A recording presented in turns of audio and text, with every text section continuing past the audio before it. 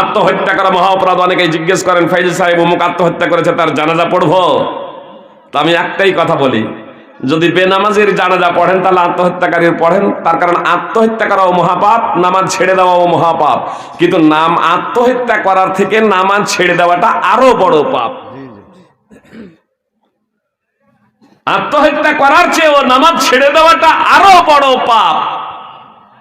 এত বড় পাপ সুপ্রিয় ভাই এবং বোন, সুনানে ইবনে মাজাহ হাদিস নম্বর 1080, শারহ উসুল ইতিকাদ আহলে সুন্নাত ওয়াল জামাআহ ইমাম লালকাইর হাদিস নম্বর 1521, নামাজ ছেড়ে দেওয়া শিরক।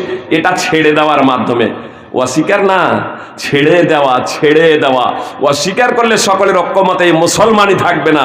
আর ছেড়ে দিলেও নামাজকে সৌদি ফতোয়া কমিটির মুফতিগণ শেখ ইবনে বাজ রাহিমাহুল্লাহ সহ সৌদি ফতোয়া কমিটির মুফতিগণ বলছেন, ফতোয়া লাজনা দায়মা 2য় পাঠ 5ম খণ্ডের 43 পৃষ্ঠা, যে সে মুসলমানই থাকবে না। আর তারপরেও আমাদের হৃদয় প্রকম্পিত হয় না, এটা হলো শিরক। সুপ্রিয় ভাই এবং বোন, আমাদের পরিবার থেকে, আমাদের সমাজ থেকে এই শিরকের মুলুক পাঠানোর জন্য আমাদের সার্বিক সংগ্রাম করতে হবে ইনশাআল্লাহ।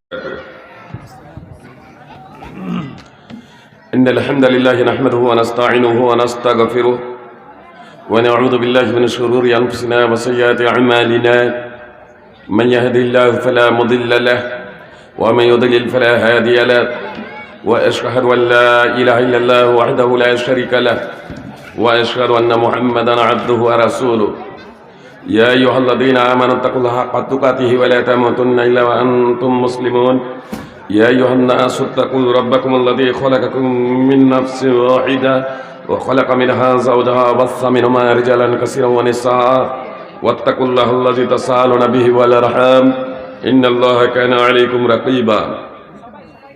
يا أيها الذين آمنوا اتقوا الله وقولوا قولا سديدا يصلح لكم أعمالكم ويغفر لكم ذنوبكم ومن يطع الله ورسوله فقد فاز فوزا عظيما. أما بعد فإن خير الحديث كتاب الله وخير الهدي هدي محمد صلى الله عليه وسلم وشر الأمور محدثاتها وكل محدثة بدعة وكل بدعة ضلالة وكل ضلالة في النار. أعوذ بالله من الشيطان الرجيم. فمن كان يرجو لقاء ربه فليعمل عملا صالحا ولا يشرك بعبادة ربه أحدا. শ্রদ্ধা সভাপতি সাহেব, উলামায়ে কেরাম, সুপ্রিয় ভাই ও বোনদের জানাই আন্তরিক শুভেচ্ছা ও অভিনন্দন। খুতবায়ে মাসনুনার পরে পবিত্র কোরআন থেকে একটি আয়াতের অংশবিশেষ তেলাওয়াত করেছে। আপনারা আলোচ্য বিষয় সম্পর্কে অবগত আছেন। শিরক ও বিদআত, তবে দুটোই হচ্ছে না, শিরক না বেদাতও না, মানে শিরকও করা যাবে না, বেদাতও করা যাবে না। তো করতে তো কিছু হবে। এজন্য কোরআনে যেখানে শিরকের কথা উল্লেখ করা হয়েছে যে শিরক করো না, সেখানেই তাওহীদের কথা উল্লেখ করা হয়েছে। পবিত্র কোরআনে প্রচুর আয়াত আছে। হাদিসে যেমন বেদাত করো না উল্লেখ আছে, কি করবে তারও উল্লেখ আছে। দুটো জিনিস পাশাপাশি, যেমন নর ও নারী, ছেলে ও মেয়ে, যুবক ও যুবতী, দিন ও রাত, আসমান ও জমিন, দুটো একেবারে আলাদা, স্বতন্ত্র, সেপারেট, পৃথক। তো যদিও শিরক এবং বিদআত এই বিষয় দুটোই উল্লেখ করা হয়েছে, ইনশাআল্লাহ এই বিষয়ের উপরে আমি আপনাদের সম্মুখে আলোকপাত করব। কিন্তু সাথে সাথে এর সাথেই যে দুটো যুক্ত, মানে শিরকের আলোচনা করলে যদি তাওহীদ সম্পর্কে ব্যাখ্যা বিশ্লেষণ না দেওয়া হয় তাহলে বিষয়টা বুঝতে সমস্যা হবে। এই জন্য আপনাদের সম্মুখে খুব সাধারণভাবে সাবলীলভাবে, সহজ সরলভাবে বিষয়টিকে উত্থাপিত করার প্রচেষ্টা করব ইনশাআল্লাহ। তবে একটা বিষয় আপনাদের বলি, মানে হয়তো পূর্ববর্তী বক্তা সাহেব, হয়তো আমার ভাই সাদ্দাম সাহেব হয়তো ফেসবুক বা ইউটিউবে তিনি লিখেছিলেন যে ফৈজি সাহেবের শরীরে রক্ত, মানে জামাতে আসামে যে লেবাস পোশাক আমি পরেছিলাম সেই লেবাস পোশাকে রক্ত ছিল। এ রক্ত দেখেই অনেকেই ভেবেছিলেন, আমার ভাইও হয়তো ভেবে থাকতে পারেন যে ফৈজি সাহেবকে মারা হয়েছে। থানাতে যখন গেলাম, থানাতে মানে 5 গাড়ি পুলিশের উপস্থিতিতে অগ্রপশ্চাতে আমাদের পুলিশের তত্ত্বাবধানে যখন আমাদেরকে থানায় নিয়ে যাওয়া হলো, যারা মারার প্রচেষ্টা করেছিলেন তাদের বিরুদ্ধে রিপোর্ট লেখার জন্য তো সর্বপ্রথম আমাকেই বলছেন যে আপনি বলুন আপনার কোথায় কোথায় লেগেছে। আমি বললাম, স্যার আমার কোথাও লাগেনি। থানাতে যিনি রিপোর্ট লেখার জন্য প্রস্তুত কলম ধরে আছেন, বলছেনটা কি? আপনার জামাই রক্ত, এত রক্ত, আর তারপরে আপনি বলছেন লাগেনি? জি স্যার, আমাকে যেখানে লাগেনি, আমার কোনো জায়গায় ক্ষত নেই, আমার শরীরে কোনো জায়গায় দাগ নেই, মারতে এসেছে তবে আমাকে মারতে পারেনি, তাহলে আমি কি করে বলবো মিথ্যা কথা যে আমাকে মেরেছে? বলবেন যে তাহলে জামাই রক্ত কার ছিল? এ আল্লাহ জানেন। মারার প্রচেষ্টা করেছিলেন। যে দলিলে যখন পারে না, এটা চিরদিনই বাতিল পন্থীদের এটা হচ্ছে বৈশিষ্ট্য। যারা শিরক বেদাতে যুক্ত, শিরক বেদাতে যারা লিপ্ত, যারা মাযহাবের কারণে, ইমামের কারণে কোরআন এবং হাদিসকে ছেড়ে দেয়, তারা মারবে, এটাই স্বাভাবিক। আবু যার রাদিয়াল্লাহু তাআলা আনহু কিছু বলেন নাই, শুধু বলেছেন আশহাদু আল্লা ইলাহা ইল্লাল্লাহ ওয়া আশহাদু আন্না মুহাম্মাদান আবদুহু রাসূলুহু। মুশরিকরা মারতে শুরু করেছে। এরা কেন? স্বয়ং মুহাম্মদ সাল্লাল্লাহু আলাইহি সাল্লাম বলেননি তখনও নামাজ পড়ো, বলেননি তখনও রোজা রাখো, বলেননি তখনও দান খয়রাত করো, বলেননি তখনও সুদ ঘুষ জুয়া লটারি হারাম। যে পরে নেশাজাত দ্রব্য হারাম হয়েছে, জুয়া হারাম হয়েছে, পরে হয়েছে। কিন্তু যখন মুহাম্মদ সাল্লাল্লাহু আলাইহি সাল্লাম কালেমা তাইয়্যিবা লা ইলাহা ইল্লাল্লাহ যখন জাতির সম্মুখে পেশ করেছিলেন, তখন মুহাম্মদ সাল্লাল্লাহু আলাইহি সাল্লামকে মার খেতে হয়েছিল। তারেক আল মুহারিবি তিনি বলছেন, জুলমাজাজ শহরে রাসূল সাল্লাল্লাহু আলাইহি সাল্লাম বলছেন, তখন পূর্ণ যৌবনে পদার্পণ করেছেন, 40 বছর বয়স হয়েছে। জুলমাজাজ শহরে ইসলাম প্রচারে বেরিয়ে গেছেন রাসূল সাল্লাল্লাহু আলাইহি সাল্লাম। বলছেন, ইয়া আইয়ুহান নাস কুলু লা ইলাহা ইল্লাল্লাহু তুফলিহু, হে মানব জাতি তোমরা বলো লা ইলাহা ইল্লাল্লাহ, সফল হবে, কামিয়াব হবে। শুধু এই বাক্যটা বলেছেন। তারেক আল মুহারিবি তখনও মুসলমান হন নাই। যখনকার দেখা দৃশ্য তিনি বর্ণনা করছেন, পরবর্তীতে তিনি মুসলমান হয়ে গিয়েছিলেন। তো তিনি বলছেন, মুহাম্মদ সাল্লাল্লাহু আলাইহি সাল্লাম এই বাক্যটি বলছেন, আর তার পিছনে পিছনে এক ব্যক্তি ধাবিত হয়ে তাকে পাথর মারছে। পাথর মেরে মেরে মুহাম্মদ সাল্লাল্লাহু আলাইহি সাল্লামের উরুবে গোড়ালি পর্যন্ত রক্তে রক্তাক্ত হয়ে গিয়েছিল। আমি জিজ্ঞেস করলাম, তারেক আল মুহারিবি বলছেন, আমি জিজ্ঞেস করলাম এই যুবকটাকে যাকে প্রহার করা হচ্ছে, বলা হলো ইনি হচ্ছেন একজন নবী সত্যবাদী। আর যিনি মারছেন তিনি কে? বলা হলো ইনি হলেন তার চাচা আবু লাহাব। সহিহ ইবনে হিব্বান হাদিস নম্বর 6265।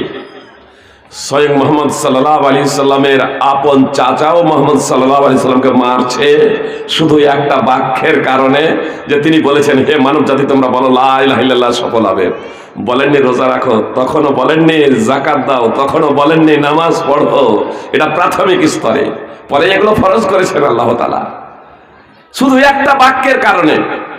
আজকে ও দেখছেন না, আশ্চর্য যায় এ লা ইলাহা ইল্লাল্লাহ কে অনুধাবন না করার কারণে এ কালেমাই শাহাদাত পাঠকারীরা আজকে অনেক মুসলমানকে নামাজে বাধা দেয়। সূরা আলাক 96 নম্বর সূরার 9 থেকে 12 নম্বর আয়াত তাফসীর সহ দ্রষ্টব্য অধ্যয়ন করবেন। সূরা আলাকের 9 থেকে 12 নম্বর আয়াত।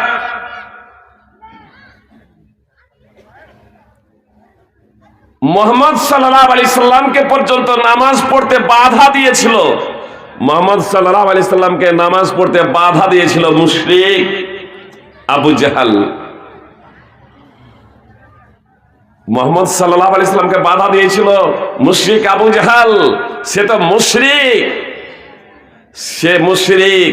কিন্তু আমি আশ্চর্য বোধ করি, আশ্চর্য যাই, আজকে অনেক জায়গায় কালেমায়ে শাহাদাত পাঠকারী তারা মুসলমানদের নামাজ পড়তে বাধা দেয় শুধু এই কারণে যে রাফুল ইয়াদাইন করে নামাজ পড়তে শুরু করেছেন, জোরসে আমিন বলছেন। সুপ্রিয় ভাই এবং বোন, আপনি তো বলছেন 4টা মাযহাব মানা 4টা ফরজ, আপনি তো 4টা মাযহাবকে ফরজ মানছেন। হাম্বলি এবং শাফি মাসলাক, হাম্বলি এবং শাফি মাযহাবে তো রাফুল ইয়াদাইন করে নামাজ পড়ার তারা প্রবক্তা, তারা তো রাফুল ইয়াদাইন করে নামাজ পড়েন। যেমনকি মালিকি মাযহাবেও 2টো দল আছে, একটা দল রাফুল ইয়াদাইন করে নামাজ পড়েন আর একটা দল বিনা রাফুল ইয়াদাইন করে নামাজ পড়েন। অবশ্যই ইমাম মালিক রাহিমাহুল্লাহ রাফুল ইয়াদাইন করেই নামাজ পড়েছিলেন আজীবন। শুধুমাত্র সেই সময় রাফুল ইয়াদাইন করে নামাজ পড়েননি যখন নিজের মেয়ের বিয়ে বাদশার ছেলের সাথে তিনি বাদশার প্রস্তাবকে প্রত্যাখ্যান করে দিয়েছিলেন যে আমার মেয়ে একজন দিনদার পরহেজগার মুত্তাকি মেয়ে, আপনি বাদশা হতে পারেন, আপনি রাজা হতে পারেন, কিন্তু আপনার ছেলে যে দুনিয়াদার, আপনার ছেলের সাথে আমার মেয়ের বিয়ে হবে না। রাজা বলল আমি হলাম দেশের রাজা, আমার প্রস্তাবকে প্রত্যাখ্যান করে দেয়। শাস্তি প্রদান করেছিল সেই রাজা। শাস্তির কারণে ইমাম মালিককে এতটা প্রহার করা হয়েছিল যে তিনি হাতকে উপরে তুলতে পারতেন না। সেই সময় রাফুল ইয়াদাইন ছাড়াই তিনি নামাজ আদায় করেছিলেন। এই সময় যারা দেখেছিল তারা রাফুল ইয়াদাইন ছাড়াই নামাজ আদায় করে, ইমাম মালিকের অনুসারীরা। আর যারা অন্যান্য সময় দেখেছে তারা রাফুল ইয়াদাইন করে নামাজ আদায় করে। অবশ্যই ইমাম মালিক রাহিমাহুল্লাহ আমৃত্যু রাফুল ইয়াদাইন করে নামাজ আদায় করেছেন, এটা একাধিক সূত্রে প্রমাণিত। হানাফি কেল্লার পোস্টমর্টমে এটা আমি উল্লেখ করেছি। সুপ্রিয় ভাই ও বোন, ফল কথা আমি যে বিষয়টা বললাম যে মুশরিকদের নীতি হলো নামাজে বাধা প্রদান করা। আপনি তো কালেমায়ে শাহাদাত পাঠ করেছেন, আপনি তো উম্মতে মুসলিমা নিজেকে বলছেন, আপনি তো মুহাম্মদ সাল্লাল্লাহু আলাইহি সাল্লামের অনুসারী বলছেন, আপনি নামাজে কাউকে বাধা দিচ্ছেন কেন? যে কোনো মাযহাব, যে কোনো মাসলাকের ব্যক্তি আহলে হাদিসের যে কোনো মসজিদে গিয়ে নামাজ পড়তে পারেন, কেউ বাধা দেবেন না। কেউ যদি বাধা দেয় আনোয়ারুল হক ফাইজিকে বলবেন, কেউ যদি বাধা দেয় এমনকি মুশরিক যে প্রবীণ তোগাড়িয়া নরেন্দ্র মোদীরাও যদি মসজিদে যায় আর নামাজ পড়ে, আমি তাদেরকেও বাধা দেব না। বাধা দেওয়ার অধিকার একজন ব্যক্তি নামাজ পড়বে। মসজিদ তো আল্লাহর ঘর, ইবাদতের জন্যই তো মসজিদ। যে আহলে হাদিসের যে কোনো জায়গা, বিশ্বের যে কোনো জায়গাতে মসজিদে আহলে হাদিসের মসজিদ আছে, সেখানে নামাজ পড়তে আপনাকে বাধা দেবে না। তো আপনি তাহলে কি মুসলিম না মুসলিম নয়? আপনি বিচার বিশ্লেষণ করবেন। আমার ফতোয়ার কারণে আল্লাহর আইন, আল্লাহর বিধান পরিবর্তন হবে না। সুপ্রিয় ভাই এবং বোন, কথা খুব মনোযোগ দিয়ে শুনুন। আপনাদের সম্মুখে আমি সূরা খুতবায়ে মাসনুনার পরে সূরা কাহফ 18 নম্বর সূরার 110 নম্বর আয়াতের শেষাংশ তেলাওয়াত করেছি। আল্লাহ তাআলা বলেন, ফামান কানা ইয়ারজু লিকা রাব্বিহি ফালইআমাল আমালান সালিহা, যে কেউ আপন প্রতিপালকের সাথে সাক্ষাৎ কামনা করে সে যেন সৎ কর্ম করে। ওয়ালা ইউশরিক বিইবাদাতি রাব্বিহি আহাদা, এবং আপন প্রতিপালকের ইবাদতে কাউকে শরীক না করে। দুটো বিষয়, যে কেউ আল্লাহর সাথে, পুরুষ অথবা মহিলা, আল্লাহর সাথে যারা সাক্ষাৎ করতে চায় তাদের দুটো কাজ করতে হবে। আল্লাহ তাআলা বললেন, এক সৎকর্ম, নম্বর দুই আল্লাহর সাথে কাউকে শরীক করা যাবে না। সৎ কর্ম, ততক্ষণ পর্যন্ত কোনো কর্ম সৎ বলে বিবেচিত হতে পারে না। কথা খুব মনোযোগ দিয়ে শুনুন। সৎ কর্ম করতে হবে, ততক্ষণ পর্যন্ত কোনো কর্ম সৎ বলে বিবেচিত হতে পারে না যতক্ষণ না সেই কর্মটা এক নম্বর কোরআন এবং সুন্নাহ দ্বারা প্রমাণিত হবে, দুই নম্বর তা একমাত্র আল্লাহর সন্তুষ্টিতে করা হবে এবং মুহাম্মদ সাল্লাল্লাহু আলাইহি সাল্লামের অনুকরণে অনুসরণে হবে। এই দুটো শর্ত যদি পাওয়া না যায় তাহলে তা সৎ বলে গণ্য হবে না, অর্থাৎ তাতে শিরক চলবে না, বেদাত চলবে না। কোরআন সুন্নাহ দ্বারা প্রমাণিত একটা আমল, তাতে শিরক চলবে না, তাতে বিদআত চলবে না। শিরকও চলবে না, বিদআতও চলবে না। একটা উদাহরণ দিই আপনাদের সম্মুখে। কুরবানি কোরআন দ্বারা প্রমাণিত, কুরবানি হাদিস দ্বারা প্রমাণিত। 10ই যুলহিজ্জা কুরবানি করা উত্তম। সকলের ঐক্যমতে এই 10ই যুলহিজ্জা কুরবানি করা উত্তম। ঈদের দিন 10ই যুলহিজ্জা কুরবানি করা হলো উত্তম। আল বারা বিন আযিব রাদিয়াল্লাহু তাআলা আনহু সূত্রে বর্ণিত, রাসূল সাল্লাল্লাহু আলাইহি সাল্লাম ঈদের দিনে ঈদ মাঠে সর্বপ্রথমত নামাজ আদায় করলেন, অতঃপর খুতবা দিতে শুরু করলেন। যারা আমাদের নেই সালাত আদায় করেছে, যারা আমাদের নেই নামাজ পড়েছে, তাদের সালাত হয়েছে, তাদের নামাজ হয়েছে। আর যারা আমাদের নেই কুরবানি করবে, তাদের কুরবানি হবে। আর যারা নামাজের আগে কুরবানি করেছে, যারা নামাজের আগে কুরবানি করেছে, ওয়ালা নুসুক আল্লাহ, তাদের কুরবানি হয়নি, তাদের কুরবানি হবে না। আল্লাহ রাসূল বললেন, যারা আমাদের মতো কুরবানি করবে তাদের কুরবানি হবে। আর যারা নামাজের আগেই কুরবানি করে ফেলেছে তাদের কুরবানি হয়নি। ওয়ালা নুসুক আল্লাহ, যে নামাজের আগে কুরবানি করেছে তার কুরবানি হয়নি। আবু বুরদা রাদিয়াল্লাহু তাআলা আনহু দাঁড়িয়ে গেলেন, আল্লাহ রাসূল, আমি আমার কুরবানির ছাগলটা জবাই করেছি, জবাই করে আমি নিজে খেয়েছি, আকাল তো আমি নিজে খেয়েছি, ওয়া তাআমতু আহলি ওয়া জিরানি, আমি আমার পরিবারকে খাইয়েছি, পাড়া প্রতিবেশীকে খাইয়েছি। লক্ষ্য এবং উদ্দেশ্য কত ভালো দেখুন। কুরবানি জবাই করে নিজেই খেয়েছেন পেট পূর্ণ করে, পরিবারকে নিয়ে এমনটি না। পরিবারকে নিয়ে খাবেন এটা স্বাভাবিক ব্যাপার, কিন্তু পরিবারকে নিয়ে খেয়েছেন, পাড়া প্রতিবেশী যারা আছে তাদের মুখেও কুরবানির মাংস তুলে দিয়ে এসেছেন। তিনি বলছেন, আল্লাহ রাসূল, আমি মনে করেছি এটা আনন্দ ফুর্তির দিন, আজকে পানাহারের দিন, আনন্দ ফুর্তির দিন, এই ভেবে আমার কুরবানির ছাগলটা জবাই করে নিজে খেয়েছি, পরিবারকে খাইয়েছি, পাড়া প্রতিবেশীকে খাইয়েছি, তারপরে আমি নামাজ পড়তে এসেছি। নবী সাল্লাল্লাহু আলাইহি সাল্লাম বললেন, শাতুকা শাতুল লাহম, তোমার ছাগল গোশতের ছাগল হয়েছে, অর্থাৎ তুমি কুরবানির নেকি পাবে না। সহিহ বুখারী হাদিস নম্বর 955 ও 983। সুপ্রিয় ভাই এবং বোন, এই ব্যক্তি তো কুরবানি করেছে ঈদের দিনই, কুরবানি তো কোরআন এবং সুন্নাহ দ্বারা প্রমাণিত। আর কুরবানি এই ব্যক্তিকে সাহাবী জানতে করেছেন, ভুলবশত করেছেন যে নামাজের আগে কুরবানি হবে না, মশলা তার জানা ছিল না, বিধিবিধান জানা ছিল না। তিনি বলছেন, আল্লাহ রাসূল, আমি পানাহারের দিন মনে করেছি, আনন্দ ফুর্তির দিন মনে করেছি। তারপরেও রাসূল সাল্লাল্লাহু আলাইহি সাল্লাম বলছেন, তোমার এটা গোশতের ছাগল হয়েছে, তুমি কুরবানি করবে না, তোমার কুরবানি এটা হবে না, এর পরিবর্তে তোমাকে অন্য কুরবানি দিতে হবে, এর পরিবর্তে তোমাকে অন্য পশু কুরবানি দিতে হবে।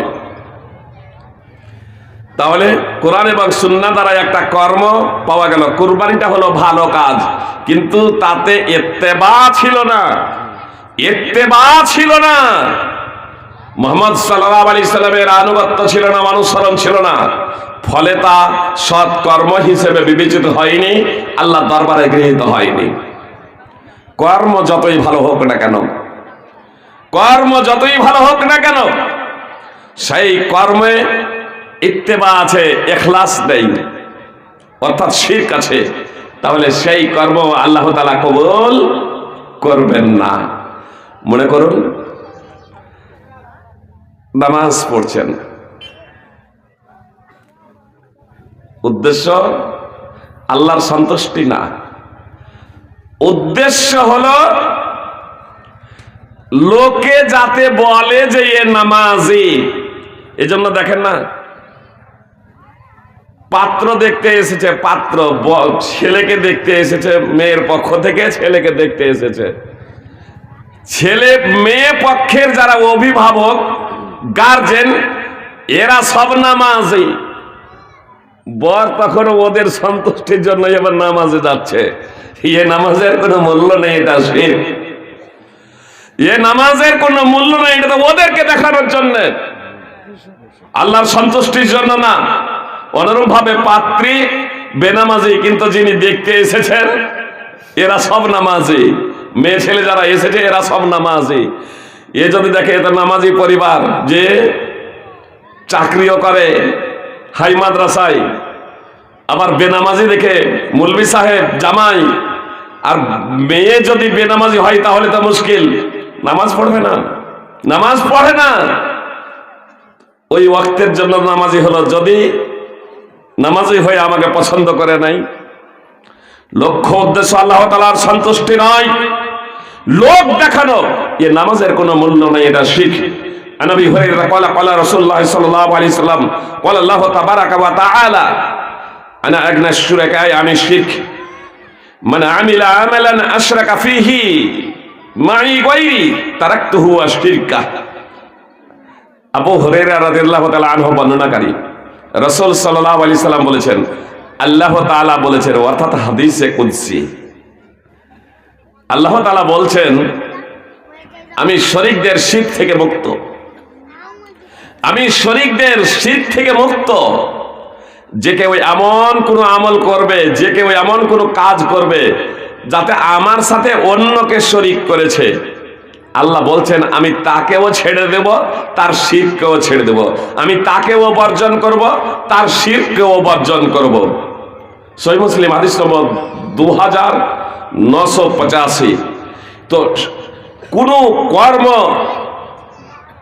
কর্ম সৎ কর্ম হিসেবে আল্লাহ তাআলার নিকটে বিবেচিত হবে না যতক্ষণ না সেই কর্মটা কোরআন এবং সুন্নাহ দ্বারা প্রমাণিত হয়, যতক্ষণ না সেই কর্মটা কোরআন এবং সুন্নাহ দ্বারা প্রমাণিত হয় এবং তা একমাত্র আল্লাহর সন্তুষ্টি, ইখলাস লিল্লাহ, একমাত্র আল্লাহর সন্তুষ্টির জন্য, ওয়াল ইত্তিবা এবং মুহাম্মদ সাল্লাল্লাহু আলাইহি সাল্লামের আনুগত্যে না হবে। এজন্য আমরা সদা সর্বদাই এই দুটি বিষয়কে সামনে রেখে আমাদের সকল কর্মগুলো করব, যে আমরা যে কাজগুলো করছি আসলে এই কাজটা কোরআন এবং সুন্নাহ দ্বারা প্রমাণিত আছে না নাই। কোরআন এবং সুন্নাহ দ্বারা প্রমাণিত আছে, কিন্তু মুহাম্মদ সাল্লাল্লাহু আলাইহি সাল্লামের পদ্ধতি আছে কি নেই তারপরে আমাকে দেখতে হবে, প্রমাণ যথেষ্ট নয়। মুহাম্মদ সাল্লাল্লাহু আলাইহি সাল্লামের পদ্ধতি দ্বারা প্রমাণিত হলেই তখন আমরা তা বাস্তবায়ন করবো ইনশাআল্লাহ। আরেকটি গুরুত্বপূর্ণ হাদিসের প্রসঙ্গে আপনাদের সম্মুখে ব্যক্ত করে দিই। আনাস রাদিয়াল্লাহু তাআলা আনহু সূত্রে বর্ণিত, তিনজন ব্যক্তি মানে এ তিনজন সাহাবী আল্লাহ রাসূল সাল্লাল্লাহু আলাইহি সাল্লামের অর্ধাঙ্গিনীদের নিকটে এলেন এবং রাসূল সাল্লাল্লাহু আলাইহি সাল্লামের ইবাদত প্রসঙ্গে জিজ্ঞাসা করলেন যে আল্লাহ রাসূল সাল্লাল্লাহু আলাইহি সাল্লামের ইবাদত কেমন ছিল। আল্লাহ রাসূল সাল্লাল্লাহু আলাইহি সাল্লামের বিবিগণ বললেন যে আল্লাহ রাসূল সাল্লাল্লাহু আলাইহি সাল্লাম দিনে রাতে কি করেন। তখন সেই তিনজন সাহাবীর মধ্যে একজন সাহাবী বললেন, যে আল্লাহ রাসূলের সাথে আমাদের তো তুলনা হয় না, নবী সাল্লাল্লাহু আলাইহি সাল্লামের সাথে তো আমাদের তুলনা হয় না। নবী সাল্লাল্লাহু আলাইহি সাল্লামের আগের এবং পরের সব গুনাহ মাফ, আর আমরা তো এমন নয় যে আমাদের আগের পরের সব গুনাহ মাফ। এজন্য রাসূল সাল্লাল্লাহু আলাইহি সাল্লামের জন্য এই ইবাদত তো যথেষ্ট ছিল, কিন্তু আমাদের জন্য না। তখন একজন বলল, আমি সদা সর্বদা সারা রাত ধরে তাহাজ্জুদের নামাজ আদায় করব। আর একজন বলল, আমি সদা সর্বদা সিয়াম অবস্থায় থাকবো, রোজা পালন করব, কখনো বিনা রোজাতে থাকবো না, যতদিন বাঁচবো আমি ততদিনই রোজা রাখবো। আর একজন বলল, আমি বিয়ে শাদী করব না, সংসার করলেই ঝামেলা হবে, ইবাদতে বিঘ্ন ঘটবে। সংসার করলে, বিয়ে শাদী করলে স্ত্রী ছেলে মেয়েদের ঝামেলা হবে, তাদের জন্য রোজগার ইনকাম করতে হবে বেশি আমাকে, তখন বেশি ইবাদত করার সময় পাবো না। তো আল্লাহর ইবাদতের জন্য সে বলছে আমি বিয়ে শাদী করব না, শুধু আল্লাহ আল্লাহ করবো, আল্লাহর ঘরে আমি পড়ে থাকবো, নিজের পেটে আর কতটুকু খাবো। জি, তো আল্লাহ আল্লাহ করতে আমার সুবিধা হবে। মুহাম্মদ সাল্লাল্লাহু আলাইহি সাল্লাম এলেন। মুহাম্মদ সাল্লাল্লাহু আলাইহি সাল্লামকে বলা হলো যে এই ব্যাপার, তারা তিনজন এই কথা বলছিল। মুহাম্মদ সাল্লাল্লাহু আলাইহি সাল্লাম ওই তিনজনকে ডাকা করালেন। ওই তিনজন এলেন। তারপরে রাসূল সাল্লাল্লাহু আলাইহি সাল্লাম বলেছিলেন, আমা ওয়াল্লাহি, সাবধান, আল্লাহর কসম করে আমি বলছি, ইন্নী লা আখশাকুম লিল্লাহ ওয়া আতকাকুম লাহ, নিশ্চয়ই আমি তোমাদের থেকে সবথেকে বেশি আল্লাহকে ভয় করি। মুহাম্মদ সাল্লাল্লাহু আলাইহি সাল্লাম বলছেন, আমি তোমাদের থেকে সব থেকে বেশি আল্লাহকে ভয় করি এবং আমি সব থেকে বেশি আল্লাহর অনুগত। লাকিন্নে, কিন্তু, আমি সিয়ামও পালন করি, আর আমি বিনা সিয়ামও থাকি, আমি রোজাও রাখি আর বিনা রোজাতেও থাকি। ও আসমু ও উসাল্লি ওয়া আরকুদ, আমি নামাজও পড়ি, সালাত কায়েম করি, আর ঘুমায়ও, আমি ঘুমায়ও রাত্রে, আমি ঘুমায়ও আর নামাজও পড়ি। ওয়াতা জাওয়াজুন নিসা, আর আমি মহিলাদের বিয়ে শাদিও করেছি। ফামার রাগিবা আন সুন্নতি ফালাইসা মিন্নি, অতএব যে কেউ আমার সুন্নাত বিমুখ হবে সে আমার আদর্শের উপর প্রতিষ্ঠিত থাকতে পারে না। সহিহ বুখারী হাদিস নম্বর 5063, সহিহ মুসলিম হাদিস নম্বর 1401। সুপ্রিয় ভাই এবং বোন, এই প্রথম দুজন, যে দুজন বলেছিলেন, ফরজ নামাজের কথাও কোরআনে আছে, নফল নামাজের কথাও আছে, হাদিসে ফরজ নফল নামাজের কথা আছে। আল্লাহ রাসূল তাহাজ্জুদের নামাজ পড়েছেন। মা আয়েশা রাদিয়াল্লাহু তাআলা আনহা বলছেন, রাসূল সাল্লাল্লাহু আলাইহি সাল্লাম তাহাজ্জুদের নামাজ পড়তেন এত দীর্ঘ সময় ধরে, পদ্মগাল ফুলে যেত, ফেটে যাওয়ার মতো অবস্থা হতো। সুপ্রিয় ভাই এবং বোন, মা আয়েশা রাদিয়াল্লাহু তাআলা আনহা বলছেন, রাত্রে যদি রাসূল সাল্লাল্লাহু আলাইহি সাল্লামের তাহাজ্জুদের নামাজ ছুটে যেত, তাহলে দিনে আবার 12 রাকাত পড়ে নিতেন। এই তাহাজ্জুদের, রাত্রের তাহাজ্জুদের পরিবর্তে দিনে 12 রাকাত পড়ে নিতেন, 12 রাকাত আদায় করতেন। তো রাসূল সাল্লাল্লাহু আলাইহি সাল্লাম কন্টিনিউ তাহাজ্জুদের নামাজ আদায় করেছেন। একজন সাহাবী বলছেন, আমি সারা রাত ধরে তাহাজ্জুদের নামাজ আদায় করব, কোরআন সুন্নাহ দ্বারা প্রমাণিত। মুহাম্মদ সাল্লাল্লাহু আলাইহি সাল্লাম তাহাজ্জুদের নামাজ আদায় করছেন। মুহাম্মদ সাল্লাল্লাহু আলাইহি সাল্লাম যতটুকু তো করেছেন ততটুকুই করবেন, তিনি আরো সারা রাত ধরে করবেন, আরো একটু বেশি করবেন। কি বলা হলো? মুহাম্মদ সাল্লাল্লাহু আলাইহি সাল্লাম বললেন, এই সারা রাত ধরে যদি তাহাজ্জুদের নামাজ আদায় করো, তাহলে আমার আদর্শের উপরে প্রতিষ্ঠিত থাকতে পারবে না, আমার আদর্শের উপরে প্রতিষ্ঠিত থাকতে পারবে না। যে সাহাবী রোজা রাখবো বলেছিল, সব সময় রোজা রাখবো, ও তো খারাপ নিয়ত করেনি, ভালো নিয়ত করেছিল। আরে যেটা ভালো নিয়ত করা হয় কোরআন এবং সুন্নাতে নেই, মুহাম্মদ সাল্লাল্লাহু আলাইহি সাল্লামের আদর্শে নেই, সেই জিনিসটাকেই যদি ভালো মনে করে করা হয়, নেকি মনে করে করা হয়, তাহলে সেই জিনিসটাকেই তো বেদাত বলে। কিছু কিছু ব্যক্তি বলে, মাইক্রোফোনে কি আল্লাহ রাসূল বক্তব্য রেখেছেন?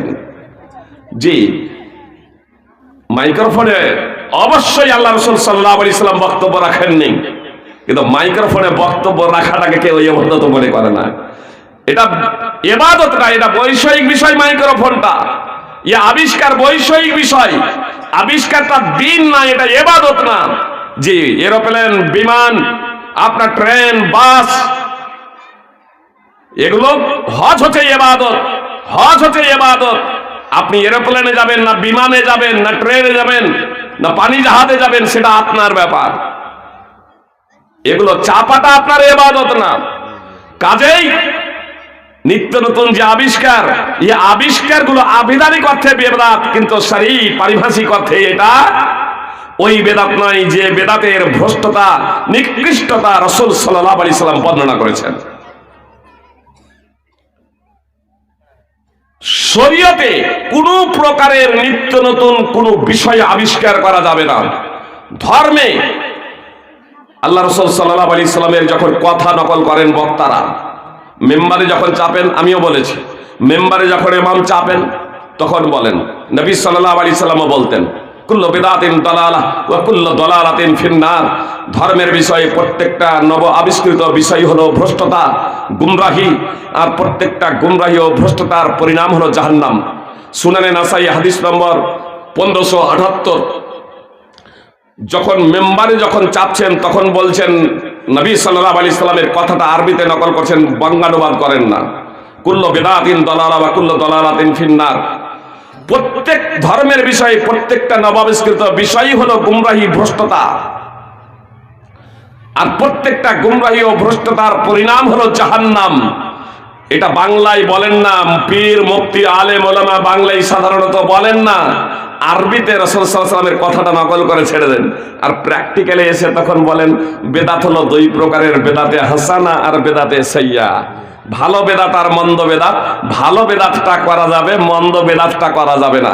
এবার যে যত বেদাত আবিষ্কার করেছে ধর্মের নামে, ওই বিষয়টা তার নিকটে এখন ভালো বেদাত, মন্দ বেদাত না। ওই বিষয়টা তার নিকটে এখন ভালো বেদাত, এটা আর মন্দ না। সুপ্রিয় ভাই এবং বোন, আমি আপনাদের বলি, আপনি যা করছেন সব তো ভালো বেদাত বানিয়ে দিলেন। আপনার আল্লাহ রাসূল সাল্লাল্লাহু আলাইহি সাল্লামের কথা যখন নকল করেছিলেন তখন তো সবই বেদাত ছিল, নিকৃষ্ট, ভ্রষ্টতা, গুমরাহি। আপনি যখন এবারকার ভালো বানিয়ে নিলেন, তাহলে এবার আপনাকে বলে মন্দ বেদাতের আপনি উদাহরণ পেশ করেন। বেদাতে সাইয়্যার একটা উদাহরণ পেশ করেন। আসামে ফরেস্ট গেট হানাফি মাদ্রাসা, সভাপতি মুফতি সাহেব হানাফি, স্টেজে না হলে 1 দর্জনেরও অধিক মুফতি বসেছিলেন। হানাফি মাদ্রাসায় প্রোগ্রাম চলছিল, সেখানে প্রধান বক্তা হিসেবে আমাকে আহ্বান করা হয়েছিল। আমি সেখানে বলেছিলাম ফরেস্ট গেট, গোয়ালপাড়া, আসাম। সেই জায়গাতে এই বিষয়টা সম্পর্কে আমি বলেছিলাম, আচ্ছা বলুন তো মন্দ বেদাতের একটা উদাহরণ দেন। শ্রোতারাও বলতে পারেন, স্টেজে যারা বসে আছেন মুফতি সাহেব তারাও বলতে পারেন। সবাই সেদিন চুপ করে গিয়েছিলেন, সবাই চুপ, সবাই চুপ, কেউ কিছু বলছেন না। সামনে থেকে 2 জন বলেছিলেন, একজন বলছেন মদ পান করা বেদাত। আমি বললাম মদ পান করা বেদাতই না, নিঃসন্দেহে মদ পান করা হারাম, নিঃসন্দেহে মদ পান করা হারাম। মদ্যপায়ীকে জিজ্ঞেস করেন যে ও কি মদ পান করে নেকির উদ্দেশ্যে? যখন নেকির উদ্দেশ্যে নয় তখন ওটা বেদাতই না। একজন বলছে চুরি করা হারাম, চুরি করা বেদাত। আমি বললাম চোরকে জিজ্ঞেস করেন যে নেকির উদ্দেশ্যে চুরি করে, সবাই জানে এটাও অপরাধ, চোরও জানে এটাও অপরাধ, তো এ বেদাতই না। আরে কোরআন এবং সুন্নাতে নেই যে কাজটা, কোরআন এবং সুন্নাতে নেই, অথবা কোরআন এবং সুন্নায় আছে মুহাম্মদ সাল্লাল্লাহু আলাইহি ওয়াসাল্লাম এবং সাহাবায়ে কেরাম রাদিয়াল্লাহু তাআলা আনহুমদের আদর্শের পরিপন্থী। কোরআন মুহাম্মদ সাল্লাল্লাহু আলাইহি ওয়াসাল্লাম এবং সাহাবায়ে কেরাম রাদিয়াল্লাহু তাআলা আনহুমদের আদর্শের পরিপন্থী অন্য পদ্ধতিতে আদায় করা হচ্ছে, তখন সেই জিনিসটাই হচ্ছে বেদাত, সেই জিনিসটাই হচ্ছে বেদাত। তার কারণ এখানে আনুগত্য করতে বলা হয়েছে, আগে বেড়ে যেতে বলা হয়নি। আল্লাহ তাআলা বলছেন ইয়া আইয়ুহাল্লাযীনা আমানু লা তুকদ্দিমু বাইনা ইয়াদাইল্লাহি ওয়া রাসূলিহি ওয়াত্তাকুল্লাহা ইন্নাল্লাহা সামিউন আলীম। আল্লাহ তাআলা বলছেন হে ঈমানদারগণ, তোমরা আল্লাহ এবং তার রাসূলের আগে বেড়ে যেও না। আল্লাহ এবং তার রাসূল সাল্লাল্লাহু আলাইহি সাল্লামের আগে বেড়ে যেও না। অনেকেই বলে কাজটা তো খারাপ না, ঠিক আছে আল্লাহ রাসূল করেননি, সাহাবায়ে কেরাম করেননি, কিন্তু কাজটা তো খারাপ না। আরে আল্লাহ রাসূল করেননি, সাহাবায়ে কেরাম করেননি, আল্লাহ রাসূল সাল্লাল্লাহু আলাইহি সাল্লাম করার নির্দেশ দেননি, আল্লাহ রাসূল সাল্লাল্লাহু আলাইহি সাল্লাম করার নির্দেশ দেননি। এর তাৎপর্যই হলো যে এটা খারাপ। আপনি মুহাম্মদ সাল্লাল্লাহু আলাইহি সাল্লামের ভাষা নকল করলেন, কুল্লু বিদআতিন দালালা ওয়া কুল্লু দালালাতিন ফিন্নার। ধর্মের বিষয়ে প্রত্যেকটা নবাবিষ্কৃত বিষয় হলো গুমরাহি, ভ্রষ্টতা, আর প্রত্যেকটা গুমরাহি ভ্রষ্টতার পরিণাম হলো জাহান্নাম। আল্লাহ বলছেন হে ঈমানদারগণ, হে মুসলমান, তোমরা আল্লাহ এবং তার রাসূলের আগে বেড়ে যেও না, এমন কাজ করো না, এমন পন্থা অবলম্বন করো না যা আল্লাহ এবং তার রাসূল সাল্লাল্লাহু আলাইহি সাল্লাম বলেন নাই অথবা রাসূল সাল্লাল্লাহু আলাইহি সাল্লাম করেন নাই। নিজে থেকে কোনো বিষয়কে ইবাদত মনে করো না, নিজে থেকে কোনো কিছু ধর্ম হিসেবে তোমরা তৈরি করে নিও না।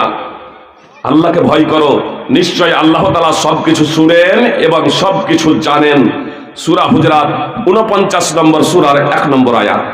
সুপ্রিয় ভাই এবং বোন, আগে বেড়ে যাওয়ার আমাদের কোনো অধিকার নেই, আনুগত্য করতে হবে মুহাম্মদ সাল্লাল্লাহু আলাইহি সাল্লামের। নিজে থেকে কোনো কিছু আবিষ্কার করা যাবে না। যেখানে সাহাবায়ে কেরাম নিজে থেকে আবিষ্কার করতে পারেন না, সাহাবায়ে কেরামদের সতর্ক করে দিলেন রাসূল সাল্লাল্লাহু আলাইহি সাল্লাম, সেখানে আমি আর আপনি কে যে নিজে থেকে এইরকম কর্ম, নিজে থেকে কোনো কর্ম কাজ আবিষ্কার করে নিয়ে ভালো মনে করব? যতদিন বেঁচে থাকবেন অধ্যয়ন করবেন, নামাজ স্টার্ট করার আগেই নামাইতু আনা সল্লিয়া, নামাজেই বেদাত। নামাইতু আনা সল্লিয়া সহি হাদিস তো নেই, জয়ীব জাল ভিত্তিহীন হাদিসও নেই, ফিকার কোনো বইও লেখা নেই। আমার জানা মতে চারজন ইমাম এবং তার শিষ্যরা কেউ এটা বলেননি, তারপরেও কিছু সমাজে চলে, এটা বেদাত। মোল্লা আলী কারি হানাফি ইন্নামাল আমালু বিন্নিয়াত তের ভাষ্যে মিরকাতুল মাফাতি, মিশকাতুল মাসাবির ভাষ্য মিরকাতুল মাফাতিতে তিনি লিখছেন প্রথম খণ্ড 43 পৃষ্ঠায় যে রাসূল সাল্লাল্লাহু আলাইহি সাল্লাম 30,000 নামাজ আদায় করেছেন, কিন্তু এক ওয়াক্তের নামাজে নামাইতু আনু সল্লিয়া সালাতা বলেও নিয়ত করেন নাই। আগে বাড়া হলো না, বেদাত আবিষ্কার, এটা বিদআত। সুপ্রিয় ভাই এবং বোন, কোরআনে কিছু লেখা আছে বলে ভাববেন না। আমাদের দেশে যে কোরআনগুলো আছে, আমাদের দেশে যে কোরআন,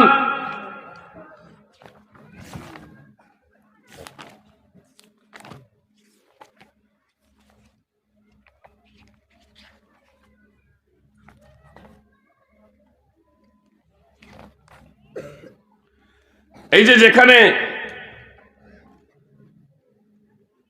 সূরা নাস শেষ হচ্ছে, তারপরে পৃষ্ঠায় দেখছেন একবারে লম্বা দোয়া। অনেক বক্তাও কোরআন তেলাওয়াত করতে গিয়ে বলেন সাদাকাল্লাহুল আযীম, প্রথম একটু মনে মনে সব ভাববে কোরআনই আমার নয় তো।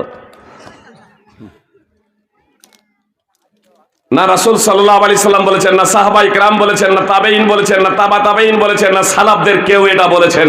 এটা দোয়া এ পরবর্তীতে জি সৌদির কোনো কোরআনে পাবেন না, আমাদের ইন্ডিয়া, পাকিস্তান, বাংলাদেশে যে ছাপা কোরআন, এই কোরআনগুলোতেই পাবেন। আসলে এখানে এসে ভেজাল, এখানে এসে ভেজাল। মা আয়েশা রাদিয়াল্লাহু তাআলা আনহা বলছেন, রাসূল সাল্লাল্লাহু আলাইহি সাল্লাম মজলিস শেষ করতেন কিংবা কোরআন তেলাওয়াত শেষ করলে বলতেন, যখনই কোরআন তেলাওয়াত শেষ করতেন তখন রাসূল সাল্লাল্লাহু আলাইহি সাল্লাম বলতেন সুবহানাকা ওয়া বিহামদিকা লা ইলাহা ইল্লা আনতা আস্তাগফিরুকা ওয়া আতুবু ইলাইক। আমরা অনেকেই জানি না, বেদাতি দোয়াটা মুখস্থ আছে, আর এই সুন্নতি দোয়াটা নেই। ইমাম নাসাঈর আমালুল ইয়াউমি ওয়াল লাইলা হাদিস নম্বর 308 এবং ইমাম নাসাঈর আস-সুনানুল কুবরা হাদিস নম্বর 10067। বিয়ে পড়ানো হয়, আর বিয়ে পড়ানোর পরে শুরু হয় না, হয় না? হাত তুলে। অনেক জায়গায় আছে, অনেক জায়গায় আছে, অনেক জায়গায় আছে। জিজ্ঞেস করবেন, সহিহ হাদিস তো নেই, বিয়ে পড়ানোর পরে এই করবে। একটা জয়ীব জাল হাদিসও যদি থাকে তাহলে পেশ করেন। বাপ দাদার কাল থেকে করে আসছি, এটা দলিল না, খুব ভালোভাবে জেনে রাখুন। বাপ দাদার কাল থেকে করে আসছি, এটা জমির দলিল না। আজকাল আমাদের জমি মাপজোক হয় না, হয় না? দেখা যাচ্ছে যে আমি 2 হাত জমি অন্যজনের ভোগ করছিলাম, তারপরে লোক আমিন এসে আমার দিকে 2 হাত চেপে দিলেন, আমি মানলাম না, আবার আমিও আমিন ডাকলাম, আরো লোকজন বসলেন, তারপরে আবার দেখা যাচ্ছে যে আবার 2 হাত চেপে দিলেন, আমি মানবো না, মানবো না। আমার আমিনা আমার দিকেই 2 হাত চেপে দিয়েছেন, আবার উনিও চেপেছিলেন, ইনিও চাপছেন, মানবো না, মানবো না, মানতে বাধ্য। উনি যদি ছেড়ে দেন সাধারণভাবে মাশাআল্লাহ আলহামদুলিল্লাহ, আর যদি দাবি যদি করেন যে এতদিন থেকে ভোগ করে এসেছে আরো টাকা দাও, সালিস যদি জরিমানা যদি নির্ধারণ যদি করে দেন, আমার কোনো উপায় থাকবে না যে আমি তার জমি ভোগ করে এসেছি এতদিন থেকে। এটা বলবো না যে বাপদাদার কাল থেকে ভোগ করে এসেছি অতএব আমারই এটা। দলিল লাগবে, দলিল, দলিল প্রমাণ। দলিল ছাড়া কোনো বিষয় চলবে না সুপ্রিয় ভাই এবং বোন। একটা দলিল পেশ করুন। কথা শুধু ভালো হলেই হবে না, সেই কথাটা প্রমাণিত হবে। যখন আমরা বেদাত আবিষ্কার করেছি সেখানে সুন্নাত বিলুপ্ত হয়ে গেছে। এই যে নবী সাল্লাল্লাহু আলাইহি সাল্লাম কোরআন তেলাওয়াত শেষে পড়তেন সুবহানাকা ওয়া বিহামদিকা লা ইলাহা ইল্লা আনতা আস্তাগফিরুকা ওয়া আতুবু ইলাইক, এটা আমরা ছেড়ে দিয়েছি। তার জায়গায় বেদাত অনেক জায়গায় আবিষ্কার হয়েছে। সাদাকাল্লাহুল আযীম। আল্লাহ আমাদের হেফাজত করুক। সুপ্রিয় ভাই এবং বোন, বিয়ের পরে হাত তুলে দোয়া করছে, বিয়ের পরে হাত তুলে দোয়া করছেন, এটা বেদাত। সুন্নতি দোয়া অবশ্যই আছে। ইমাম বুখারী রাহিমাহুল্লাহ তো একটা অনুচ্ছেদই রচনা করেছেন, বাবু দোয়া লিল মুতাজাওবিজ। বাবু দোয়া লিল মুতাজাওবিজ, নববরের জন্য দোয়ার অনুচ্ছেদ। আবু দাউদ, তিরমিজি, বিভিন্ন হাদিস গ্রন্থে হাদিস রয়েছে। বুখারীতে রয়েছে বারাকাল্লাহু আলাইক, আর সুনানে আবি দাউদ, সুনানে তিরমিজি, মুসনাদ আহমদ বিভিন্ন হাদিস গ্রন্থে রয়েছে বারাকাল্লাহু লাকা ওয়া বারাকা আলাইকা ওয়া জামা বাইনাকুমা ফি খায়র। আপনি নববরের জন্য রাসূল সাল্লাল্লাহু আলাইহি সাল্লামের সুন্নতি দোয়া পাঠ করুন। আসলে আমরা না জানার কারণে বেদাত আমাদেরকে চতুর্দিক থেকে ঘিরে ফেলেছে। আমাদের কোরআনকে জানতে হবে, সুন্নাহকে জানতে হবে এবং বেদাত বর্জন করতে হবে। সুপ্রিয় ভাই এবং বোন, বেদাতের এই জন্যই বলছি যে বেদাত চরমতম অপরাধ। আয়েশা রাদিয়াল্লাহু তাআলা আনহা সূত্রে বর্ণিত, রাসূল সাল্লাল্লাহু আলাইহি সাল্লাম বলেছেন, মান আহদাসা ফি আমরিনা হাযা মা লাইসা মিনহু ফাহুয়া রাদ। যে আমাদের শরীয়তে এমন কোন কাজ করবে, এমন কোন কাজ আবিষ্কার করবে যা এই শরীয়তে, আমাদের এই শরীয়তে নেই, যে কেউ এমন কোন কাজ আবিষ্কার করবে যা আমাদের এই শরীয়তে নেই, তা পরিত্যাজ্য। সহিহ বুখারী হাদিস নম্বর 2697, সহিহ মুসলিম হাদিস নম্বর 1718। সহিহ মুসলিমে আয়েশা রাদিয়াল্লাহু তাআলা আনহা থেকেই এই মর্মে হাদিস বর্ণিত আছে, মান আমিলা আমালান লাইসা আলাইহি আমরুনা ফাহুয়া রাদ। যে এমন কোন কাজ করবে যাতে আমাদের নির্দেশ নেই, তা প্রত্যাখ্যাত, পরিত্যাজ্য।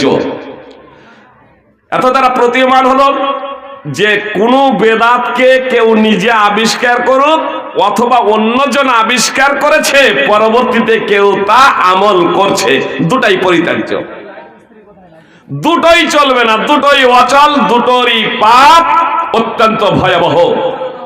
আলী রাদিয়াল্লাহু তাআলা আনহু সূত্রে বর্ণিত, রাসূল সাল্লাল্লাহু আলাইহি সাল্লাম বলেছেন, মান আহদাসা ফিহা হাদাসান আও আওয়া মুহদিসা ফাআলাইহি লানাতুল্লাহি ওয়াল মালায়েকাতি ওয়ান নাসি আজমাইন ফালা ইকবালু মিনহু সারফু ওয়ালা আদল। রাসূল সাল্লাল্লাহু আলাইহি সাল্লাম বলেছেন, মদিনার দিকে ইঙ্গিত করে, যে এখানে যে কেউ বিদআত আবিষ্কার করবে অথবা কোনো বেদাতিকে প্রশ্রয় দেবে, বেদাতিকে কোনো আশ্রয় দেবে, তার উপরে আল্লাহর অভিশাপ, মানব জাতির অভিশাপ, মালাইকাদের অভিশাপ, সমস্ত মানব জাতির অভিশাপ। যে বেদাত করবে অথবা বেদাতিকে আশ্রয় দেবে, কথা খুব মনোযোগ দিয়ে শুনুন, বেদাত করবে অথবা বেদাতিকে আশ্রয় দেবে, সাহায্য সহযোগিতা করার নেকির কাজ, পুণ্যের কাজ, কিন্তু বেদাতিকে আশ্রয় দেওয়ার ব্যাপারে মুহাম্মদ সাল্লাল্লাহু আলাইহি সাল্লাম সাবধান করছেন। যে কেউ বেদাত করবে অথবা বেদাতিকে আশ্রয় দেবে, তার উপরে আল্লাহর লানত, মালাইকা অর্থাৎ ফেরেশতাদের লানত, সমগ্র মানব জাতির লানত, তার ফরজ নফল কোনো ইবাদতই কবুল করা হবে না। সহিহ বুখারী হাদিস নম্বর 1870, সহিহ মুসলিম হাদিস নম্বর 1370। বেদাত অত্যন্ত ভয়াবহ, বেদাত অত্যন্ত ভয়াবহ। যদি শরীয়তে তার উৎস না থাকে, পবিত্র কোরআন এবং সুন্নাহয় যদি তা প্রমাণিত না হয়, তাহলে তা বেদাত বলে বিবেচিত হবে। আমার আপনার দৃষ্টিতে তা যতই ভালো মনে হোক না কেন। আব্দুল্লাহ ইবনে ওমর রাদিয়াল্লাহু তাআলা আনহু দ্ব্যর্থহীনভাবে ঘোষণা করেছেন, কুল্লু বিদআতিন দালালা ওয়া ইরাহান নাসু হাসানা। ধর্মের বিষয়ে প্রত্যেকটা নবাবিষ্কৃত বিষয় হলো গুমরাহি, ভ্রষ্টতা, যদিও মানুষ তাকে ভালো মনে করে। যদিও মানুষ তাকে ভালো মনে করে, একবার স্পষ্ট হাসানা বলেন, যদিও মানুষ তাকে ভালো মনে করে, বেদাতে হাসানা মনে করে, আসলে তা বেদাতে হাসানা নয়, তা ভালো নয়, সেটা হলো গুমরাহি এবং ভ্রষ্টতা। ইমাম বাইহাকির আল মাদখাল হাদিস নম্বর 191, ইমাম ইবনে বাত্তার আল ইবারাতুল কুবরা হাদিস নম্বর 205। অতএব বেদাতকে বর্জন করুন। শিরক মানে অংশ, শিরক মানে অংশ। আশরাকা ইশরিকু ইশরাকান মানে শরীক সাব্যস্ত করা, শরীক সাব্যস্ত করা, অংশীদার সাব্যস্ত করা, পার্টনারশিপ বানানো। মুশরিক যে অংশীদার বানায়, আর মুশরাক যার সাথে অংশীদার বানানো হয়, মুশরাক বিহি যার সাথে অংশীদার বানানো হয়। তো শিরক চরমতম অপরাধ সুপ্রিয় ভাই এবং বোন, শিরক চরমতম অপরাধ। আপনাকে শিরককে বর্জন করতেই হবে, শিরককে বর্জন করতেই হবে। শিরক চরমতম অপরাধ। আল্লাহ তাআলা বলেন, ইন্নাল্লাহা লা ইয়াগফিরু আন ইউশরাকা বিহি, নিশ্চয়ই আল্লাহ তাআলা তার সাথে শরীক করাকে ক্ষমা করবেন না। সূরা নিসা 4 নম্বর সূরার 48 এবং 116 নম্বর আয়াত আল্লাহ স্পষ্টভাবে বললেন, আল্লাহর সাথে শরীক করাকে তিনি ক্ষমা করবেন না। এর তাৎপর্য হলো যে কেউ শিরকের অবস্থায় মৃত্যুবরণ করবে, আমাদের মাধ্যমে শিরক হয়ে যেতে পারে। এজন্য আমরা পাঠ করে নিই অন্তরের অন্তঃস্থল থেকে, আশহাদু আল্লা ইলাহা ইল্লাল্লাহ ওয়া আশহাদু আন্না মুহাম্মাদান আবদুহু ওয়া রাসূলুহু। সুপ্রিয় ভাই এবং বোন, আমি ব্যাখ্যা এবং বিশ্লেষণ দিচ্ছি, মা এবং বোনেরা আপনারাও খুব মনোযোগ দিয়ে শুনুন এবং আপনারাও মনে মনে পাঠ করুন। আশহাদু আল্লা ইলাহা ইল্লাল্লাহ ওয়া আশহাদু আন্না মুহাম্মাদান আবদুহু ওয়া রাসূলুহু। তার কারণ শিরক হলো এমনই অপরাধ, শিরক হলো এমনই অপরাধ যে শিরক পূর্বের সমস্ত আমলকে বিনষ্ট করে দেয়। মনে করুন একটা লোক 80 বছর ধরে ইবাদত করছে আল্লাহর, 80 বছর ধরে নামাজ রোজা হজ যাকাত সবকিছু করেছে, ভালো কাজ করেছে, মন্দ কোনো কাজ করা নাই, শরীয়ত বিরোধী কোনো কাজ করা নাই। আর 80 বছরের পরে গিয়ে সে আল্লাহর সাথে অংশীদার সাব্যস্ত করলো, বড় ধরনের শিরক করে বসলো। ওই বড় ধরনের শিরক করার সঙ্গে সঙ্গে ও যে 80 বছরের ইবাদত করেছিল সমস্ত আমল বিনষ্ট হয়ে যাবে, সমস্ত নেকি বিনষ্ট হয়ে যাবে, সমস্ত তার পুণ্য রাশি ধূলিসাৎ হয়ে যাবে, একটাও নেকি তার অবশিষ্ট থাকবে না। তার তাওহীদ এবং ঈমান বিনষ্ট হয়ে যাবে, সে সঙ্গে সঙ্গে মুশরিকে পরিণত হয়ে যাবে। শিরক এত বড় অপরাধ। আল্লাহ তাআলা সূরা আনাম 6 নম্বর সূরার 83 থেকে 86 নম্বর আয়াতে 18 জন বিশিষ্ট নবী রাসূলের কথা উল্লেখ করেছেন। অতঃপর 88 নম্বর আয়াতে গিয়ে বলছেন, ওয়ালাউ আশরাকুল হাবিতা আনহুম মা কানু ইয়ামালুন। এই নবী রাসূলেরাও যদি শিরক করত তাদের সমস্ত আমল বিনষ্ট হয়ে যেত। সুপ্রিয় ভাই এবং বোন, 18 জন বিশিষ্ট নবী রাসূল, ইব্রাহিম, নূহ, মুসা, বিখ্যাত নবীদের উল্লেখ আছে। তাতে সেই কথা উল্লেখ করে আল্লাহ তাআলা বলছেন সেই নবী রাসূলদের কথা, যদি তারাও শিরক করত তাদের কোনো আমল অবশিষ্ট থাকতো না, তাদের আমল বিনষ্ট হয়ে যেত। সূরা আনাম 6 নম্বর সূরার 88 নম্বর আয়াত আল্লাহ তাআলা সূরা জুমারে বলেন, ওয়ালাকাদ উহিয়া ইলাইক ওয়া ইলাল্লাযীনা মিন ক্বাবলিক লাইন আশরাকতা লা ইয়াহবাতান্না আমালুকা ওয়া লা তাকুনান্না মিনাল খাসিরিন। মুহাম্মদ সাল্লাল্লাহু আলাইহি ওয়াসাল্লাম আপনার কাছে ওহী করা হয়েছে এবং আপনার পূর্বে যত নবী রাসূল এই পৃথিবীতে এসেছিলেন প্রত্যেকের কাছেই ওহী করা হয়েছিল, প্রত্যেকের কাছেই ওহী করা হয়েছিল, যদি তুমি শিরক করো তবে তোমার সমস্ত আমল বিনষ্ট হয়ে যাবে এবং তুমি ক্ষতিগ্রস্তদের অন্তর্ভুক্ত হবে। সূরা জুমার 39 নম্বর সূরার 65 নম্বর আয়াত। ফল কথা, যদি বড় ধরনের শিরক যদি হয়ে যায় তাহলে একটা মানুষ মুশরিকে পরিণত হয়ে যায়, তার কোনো আমল আর অবশিষ্ট থাকে না। আল্লাহ বলছেন, ওয়ামা ইউমিনু আকতারহুম বিল্লাহি ইল্লা ওয়া হুম মুশরিকুন। অধিকাংশ মানুষ ঈমান আনা সত্ত্বেও মুশরিক। আল্লাহ বলছেন অধিকাংশ মানুষ ঈমান আনা সত্ত্বেও মুশরিক। সূরা ইউসুফ 12 নম্বর সূরার 106 নম্বর আয়াত। সুপ্রিয় ভাই এবং বোন, শিরক এত বড় অপরাধ, এত বড় অপরাধ যে বড় ধরনের শিরক হয়ে গেলে একটা মানুষ মুশরিকে পরিণত হয়ে যাবে। এজন্য আমাদের শিরক থেকে অবশ্যই বাঁচতে হবে। আর এজন্যই তো আল্লাহ তাআলা পৃথিবীতে নবী রাসূল প্রেরণ করেছিলেন। আল্লাহ বলছেন ওয়ালাকাদ বাসনা ফি কুল্লি উম্মাতি রাসূলান আন ইবুদুল্লাহ ওয়া তানিবুত তাগুত। আল্লাহ বলছেন আমি প্রত্যেক জাতির মধ্যে রাসূল প্রেরণ করেছি এই মর্মে যে তুমি আল্লাহর ইবাদত করবে আর আল্লাহর সাথে কাউকে শরীক করবে না। প্রত্যেক জাতির মাঝে আল্লাহ নবী রাসূল প্রেরণ করেছিলেন এই মর্মে যে তোমরা আল্লাহর ইবাদত করো এবং তাগুতকে বর্জন করো। ওয়ালাকাদ বাসনা ফি কুল্লি উম্মাতি রাসূলান আন ইবুদুল্লাহ ওয়া তানিবুত তাগুত। আল্লাহ বলছেন আমি প্রত্যেক জাতির মধ্যে রাসূল প্রেরণ করেছি এই মর্মে যে তোমরা আল্লাহর ইবাদত করো এবং তাগুতকে বর্জন করো। ইবাদত বললাম, ইবাদতটা আরবি শব্দ, তাগুতটাও আরবি শব্দ। এই দুটো শব্দ বুঝে নিন। ইবাদত আব থেকে, এর উৎস হলো আব, এর মাদ্দা হলো আব। আব্দ মানে হলো গোলাম, আব্দ মানে হলো দাস, আব্দ মানে হলো চাকর। আবাদা, আব থেকে আবাদা ইয়াবুদু ইবাদাতান। আব্দ মানে যখন দাস, তো আবাদা সে আমরা অনুবাদ করে দিই সে ইবাদত করেছে, তো ইবাদত আবার আরবি হয়ে গেল। আবাদা সে দাসত্ব করেছে, ইয়াবুদু সে দাসত্ব করবে, করছে কিংবা দাসত্ব করবে, দুটো অর্থ দেয় বর্তমান এবং ভবিষ্যৎ। এ বোঝার শেখা। ইয়াবুদু সে দাসত্ব করছে কিংবা দাসত্ব করবে। ইবাদাতান মানে দাসত্ব করা, দাসত্ব করা। আবিদ যে দাসত্ব করে, যাকে একটু ভদ্রভাবে আমরা বলি যে উপাসক। আবিদ আর মাবুদ যার দাসত্ব করা হয়, যার ইবাদত করা হয়, ইবাদত আবার আরবি জুড়ে দিচ্ছি, যার দাসত্ব করা হয় সে হলো মাবুদ। তো আমরা হলাম আবেদ আর আল্লাহ হলেন মাবুদ। আমরা হলাম আবেদ, আল্লাহ হলেন মাবুদ।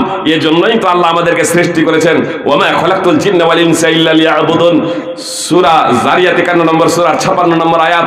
এজন্যই আল্লাহ তাআলা আমাদেরকে সৃষ্টি করেছেন, আর এর জন্যই আল্লাহ তাআলা পৃথিবীতে নবী রাসূল প্রেরণ করেছেন, যে যাতে একমাত্র আল্লাহরই দাসত্ব করা হয় আর তাগুতকে বর্জন করা হয়। তাগুত হুয়া কুল্লু মা উবিদা মিন দুনিল্লাহ, আল্লাহ ছাড়া যাদের দাসত্ব করা হয়, আল্লাহ ছাড়া যাদের পূজা করা হয়, আল্লাহ ছাড়া যাদের উপাসনা করা হয়, আল্লাহ ছাড়া যাদের ইবাদত করা হয়, এ সবই হলো তাগুত। এ মানুষও হতে পারে, প্রতিমাও হতে পারে, দেবী দেবতাও হতে পারে, চাঁদ সূর্যও হতে পারে, চাঁদ সূর্যও হতে পারে, পাহাড় পর্বত হতে পারে, নদী নালা খাল বিল হতে পারে। সুপ্রিয় ভাই এবং বোন, চাঁদ এবং সূর্য যে উপাস্য নয়। অনেকেই প্রশ্ন করে চাঁদে কি যে বলা হচ্ছে মানুষ গিয়েছিল, এটা কি সম্ভব? যে অসম্ভব কোনো কিছু না, এ তো আসমানের নিচে আছে, আসমানের নিচে আছে এসব ভাই। আসমান ভেদ করে কোনো মানুষ সাধারণ ভাবে যেতে পারে না, যেতে পারে না। আসমানের নিচে আছে, এগুলো মানুষের জন্য আল্লাহ তাআলা বানিয়েছেন, এগুলো মানুষের জন্য। আল্লাহ তাআলা বলছেন হুয়াল্লাযী খালাকালাকুম মা ফিল আরদি জামিআ, পৃথিবীতে যা কিছু আছে সবকিছু তোমাদের জন্য। সূরা বাকারা 2 নম্বর সূরার 29 নম্বর আয়াত। আল্লাহ বলছেন পৃথিবীতে যা কিছু আছে সবকিছু তোমাদের কল্যাণের জন্য সৃষ্টি করেছেন আল্লাহ তাআলা। সুপ্রিয় ভাই এবং বোন, এজন্য পৃথিবীতে আপনি যা কিছু আছে এ নিয়ে গবেষণা করতে পারেন, গবেষণা করেন। আপনি চন্দ্রে যেতে পারেন, যেতে পারেন। আরে চন্দ্রে বিজ্ঞান যত আবিষ্কার করবে, ইসলামের সত্যতা ততই প্রভাতের নেই, দিবালোকের নেই, পরিষ্কার হয়ে যাবে যে ইসলাম চূড়ান্ত সত্য ধর্ম। ইসলাম বলে চন্দ্র সূর্যের উপাসনা করো না। অনেক মানুষ আছে পৃথিবীতে এখনো যারা চন্দ্র এবং সূর্যের উপাসনা করে। এ নিত্য নতুন গবেষণা, এ চাঁদের ওপরে গিয়ে নিজের পায়ের ধুলি রেখে, নিজের পা রেখে এটা প্রমাণ করে দিল যে চাঁদ অজেয় নয়, অজেয় নয়। সে মাবুদ হওয়ার যোগ্য রাখে না, সে উপাস্য হওয়ার যোগ্য রাখে না। আরে চাঁদে তো বাড়িঘর তৈরি করার পরিকল্পনা চলছে। আরে চাঁদে তো টয়লেট মলমূত্র ত্যাগ করারও বন্দোবস্তের পরিকল্পনা চলছে।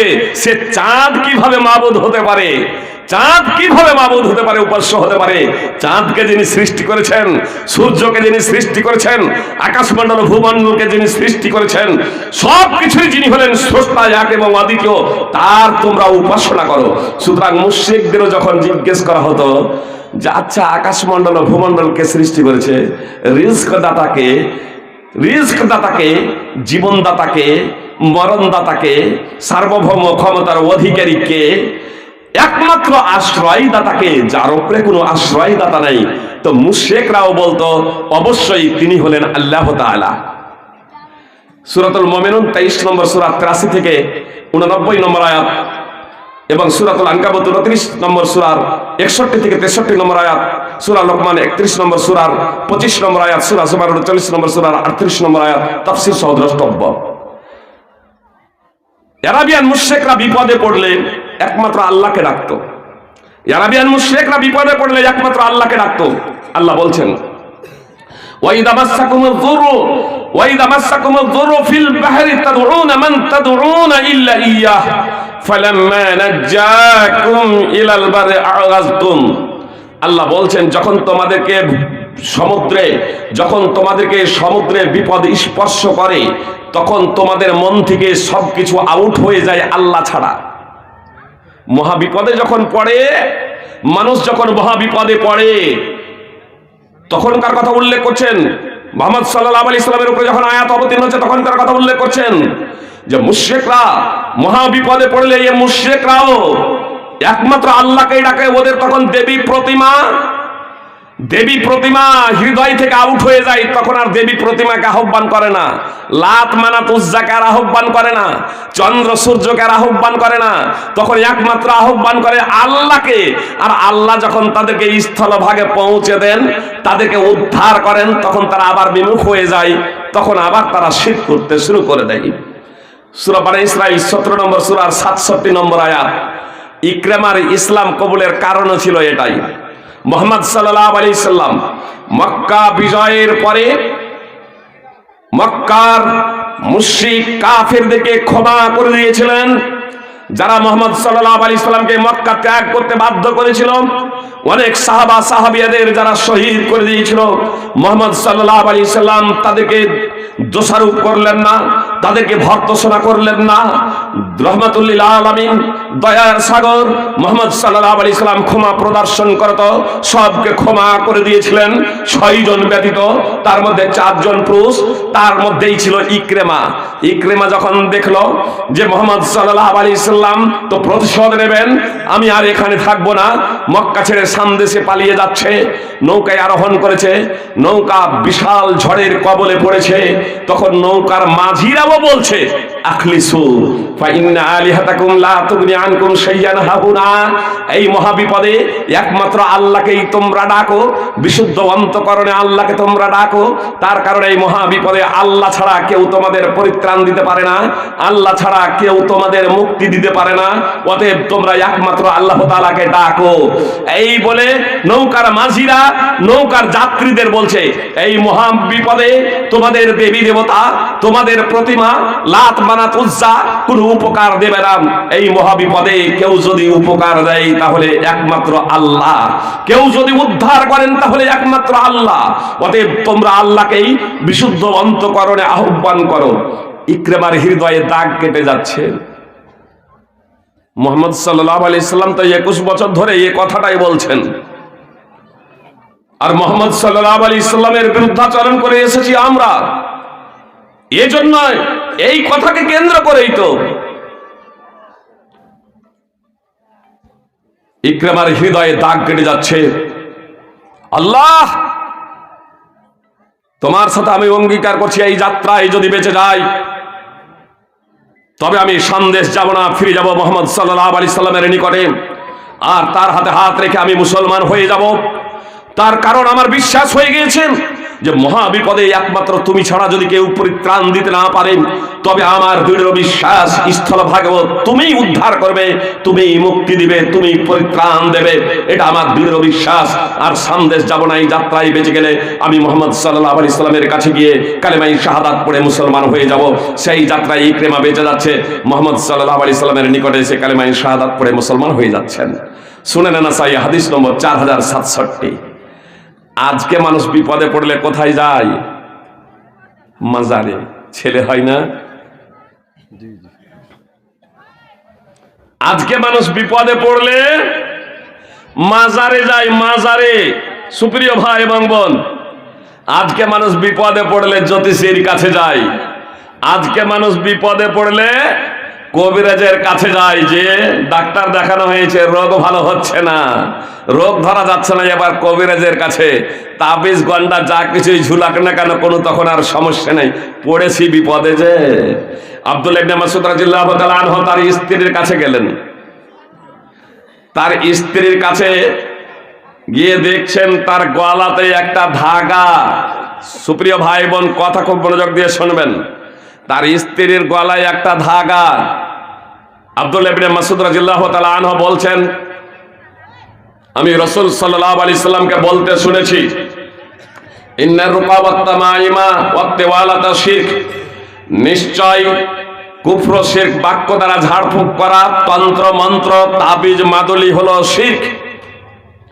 এই বলে আব্দুল্লাহ ইবনে মাসউদ রাদিয়াল্লাহু তাআলা আনহু তার স্ত্রী জাইনাবের গলা থেকে ওই ধাগাটা শটান একটা ধরে, সেই দাগাটা ধরে ছিঁড়ে দিলেন। তখন জাইনাব রাদিয়াল্লাহু তাআলা আনহা বলছেন, আল্লাহর কসম করে বলছি, আমার মা বোনেরা কথা খুব মনোযোগ দিয়ে শুনবেন।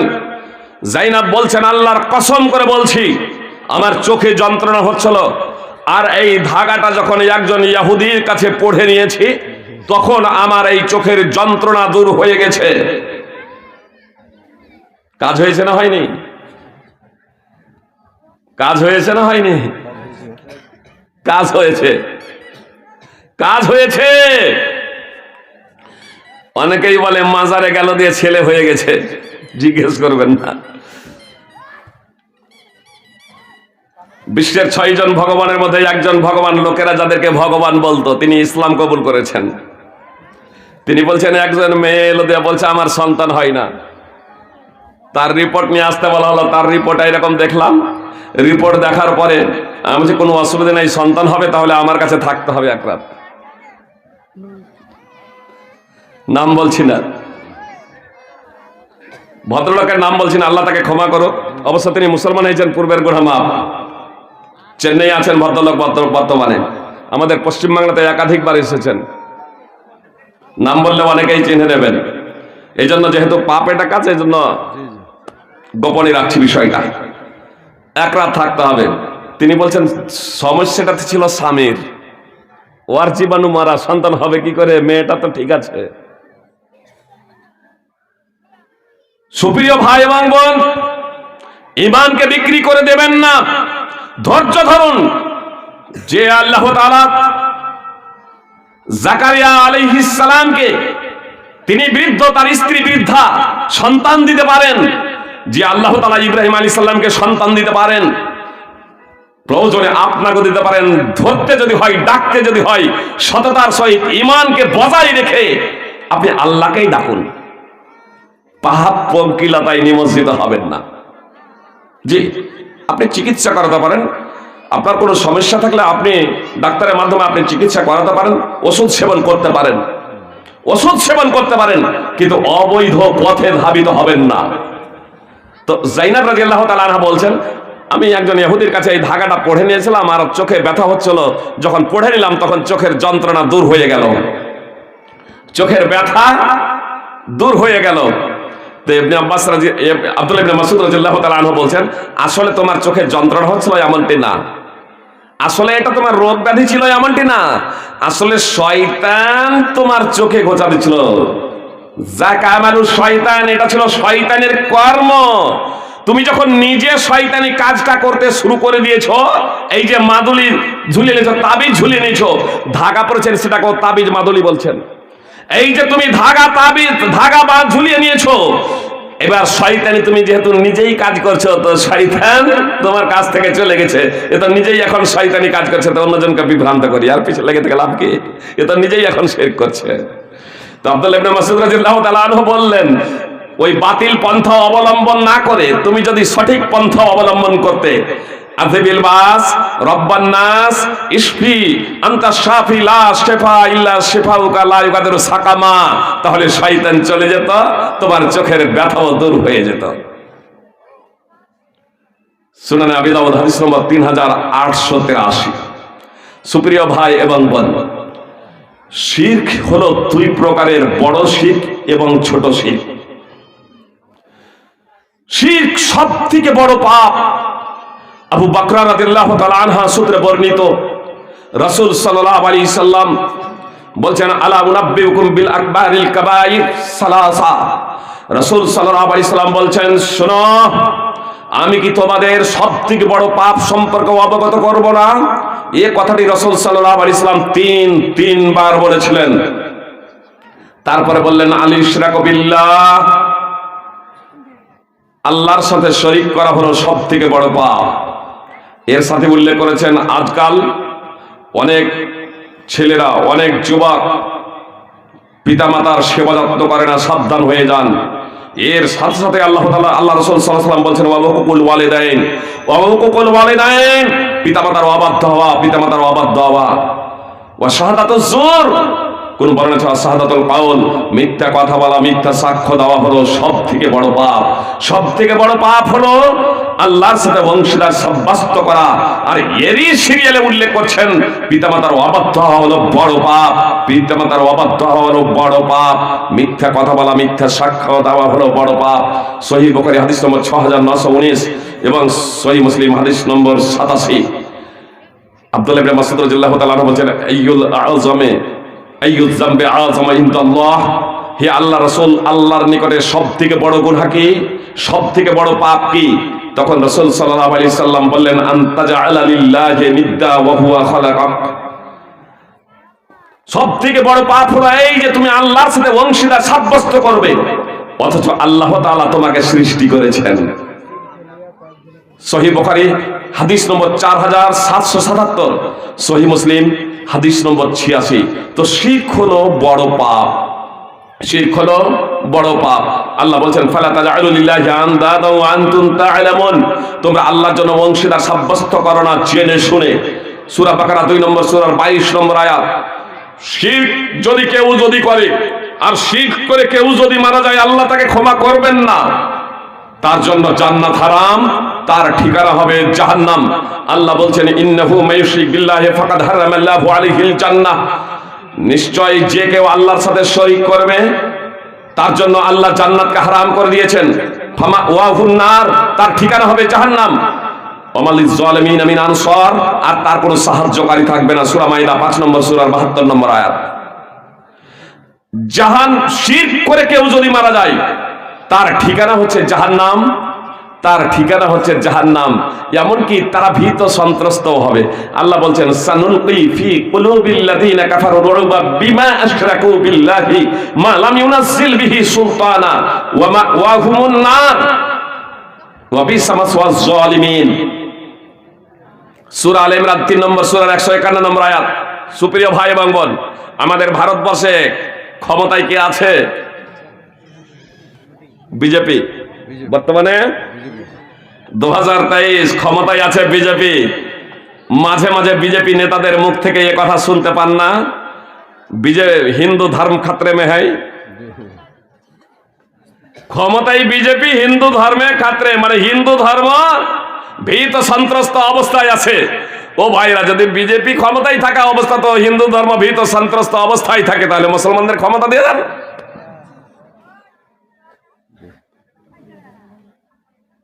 সত্যি তারা ভীত সন্ত্রস্ত অবস্থায় আছে। কেন? আল্লাহ বলছেন, আল্লাহ সানুলকি ফি কুলুবিল্লাযিনা কাফারু রুবা বিমা আশরাকু বিল্লাহি মা লাম ইউনাজ্জিল বিহি সুলতানা।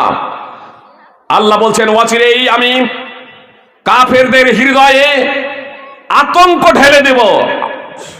শুধু এরা বলে না, সারা পৃথিবীতে যারা আল্লাহর সাথে অংশীদার সাব্যস্ত করছে, যারা চন্দ্র সূর্য পাথর প্রতিমার পূজা করছে, আল্লাহ ছাড়া অন্যান্য কোনো কিছুরই পূজা করে, সে দাঁড় করিয়ে হোক যেমন প্রতিমা অথবা শুইয়ে দিয়ে হোক। আজকে কালেমায়ে শাহাদাত পাঠকারীরা অনেকেই শুইয়ে দিয়ে তারও পূজা করে। তারা শিরক করে আর বলে আমরা শিরক করি না। এক মহাপাপ করে, শিরক করছে, আর তারপরে মিথ্যা কথা বলছে। আপনি শিরক করেন না, মুহাম্মদ সাল্লাল্লাহু আলাইহি সাল্লামকে উপকারী অপকারী মনে করে আহ্বান করেন না। মুহাম্মদ সাল্লাল্লাহু আলাইহি সাল্লাম আপনি আমাকে বিপদ আপদ থেকে দূর করে দিন। অনেক লরিতে লেখা থাকে দেখেন না, দাতা থা খাজা বাবা।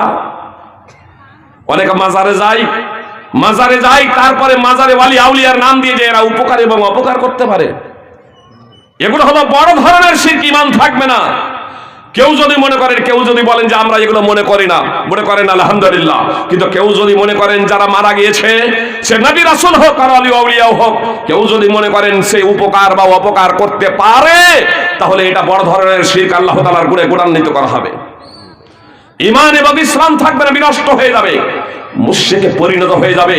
তার কারণে এটা হলো ইবাদত, যে আদ-দুআ হুয়াল ইবাদা, আদ-দুআ হুয়াল ইবাদা। সুনানে আবি দাউদ হাদিস নম্বর 1479। প্রার্থনা করা হলো, দোয়া হলো ইবাদত, প্রার্থনা করা হলো ইবাদত।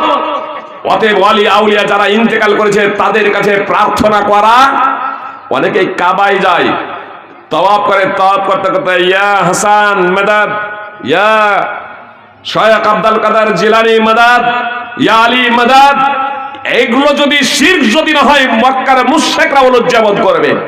মক্কার মুশরিকরা যখন তাওয়াফ করতে, ইবনে আব্বাস রাদিয়াল্লাহু তাআলা আনহু বলছেন, তখন তারা বলতো লাব্বাইক লা শারীকা লাক। যারা উমরা বা হজ করেছেন যে সমস্ত ভাই এবং বোনেরা, তারা তালবিয়া পাঠ করেছেন ইহরাম বাঁধার পরে পরে লাব্বাইক আল্লাহুম্মা লাব্বাইক, লাব্বাইক লা শারীকা লাক লাব্বাইক, ইন্নাল হামদা ওয়ান নি'মাতা লাকা ওয়াল মুলক লা শারীকা লাক বলে তালবিয়া পাঠ করেছেন। ইবনে আব্বাস বলছেন মুশরিকরাও কাবার যখন তাওয়াফ করত, প্রদক্ষিণ করত, তখন মুশরিকরা বলতো লাব্বাইক লা শারীকা লাক, হে আল্লাহ তোমার দরবারে আমরা উপস্থিত, তোমার কোনো শরীক নাই, তোমার কোনো অংশীদার নাই, তোমার কোনো পার্টনারশিপ নাই। মুহাম্মদ সাল্লাল্লাহু আলাইহি সাল্লাম নিকটেই ছিলেন। মুশরিকদের মুখ থেকে এই বাক্য শোনার পরে বলেছিলেন ওয়াইলাকুম কাদ কাদ, তোমরা এখানেই থেমে যাও, আগে বেরো না। তোমরা যে বলেছো আল্লাহর কোনো শরীক নাই, আল্লাহ তোমার দরবারে আমরা উপস্থিত, তোমার কোনো পার্টনারশিপ নাই, তাহলে তোমরা এখানেই থেমে যাও, আগে বেরো না। কিন্তু মুশরিকরা সেখানে থামলো না, বলল ইল্লা শারীকান হুয়া লাকা তামলিকু হুয়া মা মালাক। আল্লাহ তোমার কোনো শরীক নাই এই কথা প্রথমে বললো, তারপর বলছে কিন্তু একটা শরীক, একটা শরীক তারা বানালো। আর একটা শরীক বানানোর পরে আবার তাকে ক্ষমতাহীন করে দিল। বলছে তামলিকুহু হুয়া তামলিকুহু ওয়া মালাক, আল্লাহ যাকে শরীক বানিয়েছি তারও মালিক আল্লাহ তুমি, যাকে তোমার শরীক বানিয়েছি তারও মালিক আল্লাহ তুমি, অর্থাৎ সার্বভৌম ক্ষমতার অধিকারী আল্লাহ তুমি। আর যাকে তোমার অংশীদার বলছি ওয়ামা মালাক, সে উপকারও করতে পারে না, সে অপকারও করতে পারে না। সহিহ মুসলিম হাদিস নম্বর 1185। আর আজকে অনেক কালেমায়ে শাহাদাত পাঠকারী কি বলছে, যারা ইন্তেকাল করেছে নবী রাসূল বা ওয়ালি আউলিয়া, এরা উপকার বা অপকার করতে পারে। জি, নিজের বাবারে দেখে না, পরের বাবারে গিয়ে সাজদা করে। আল্লাহ হেফাজত করুক। ভাই এটা বড় ধরনের শিরক, এ থেকে আপনাকে বাঁচতেই হবে, এ থেকে আপনাকে বাঁচতেই হবে। নবী সাল্লাল্লাহু আলাইহি সাল্লাম বলেছিলেন, আমি যদি কাউকে কারো জন্য সাজদা করার নির্দেশ প্রদান করতাম, তাহলে আমি মহিলাদেরকে বলতাম তারা যেন নিজের স্বামীদের সাজদা করে। তার কারণ সেই সত্তার কসম যার হাতে আমার জীবন, কোনো মহিলা ততক্ষণ পর্যন্ত আপন প্রতিপালকের হক আদায় করতে পারে না যতক্ষণ না নিজের স্বামীর হক আদায় করবে। সুনানে ইবনে মাজাহ হাদিস নম্বর 1853। সুপ্রিয় ভাই এবং বোন, শিরক হলো চরমতম অপরাধ। এই শিরক থেকে আপনাকে বাঁচতেই হবে।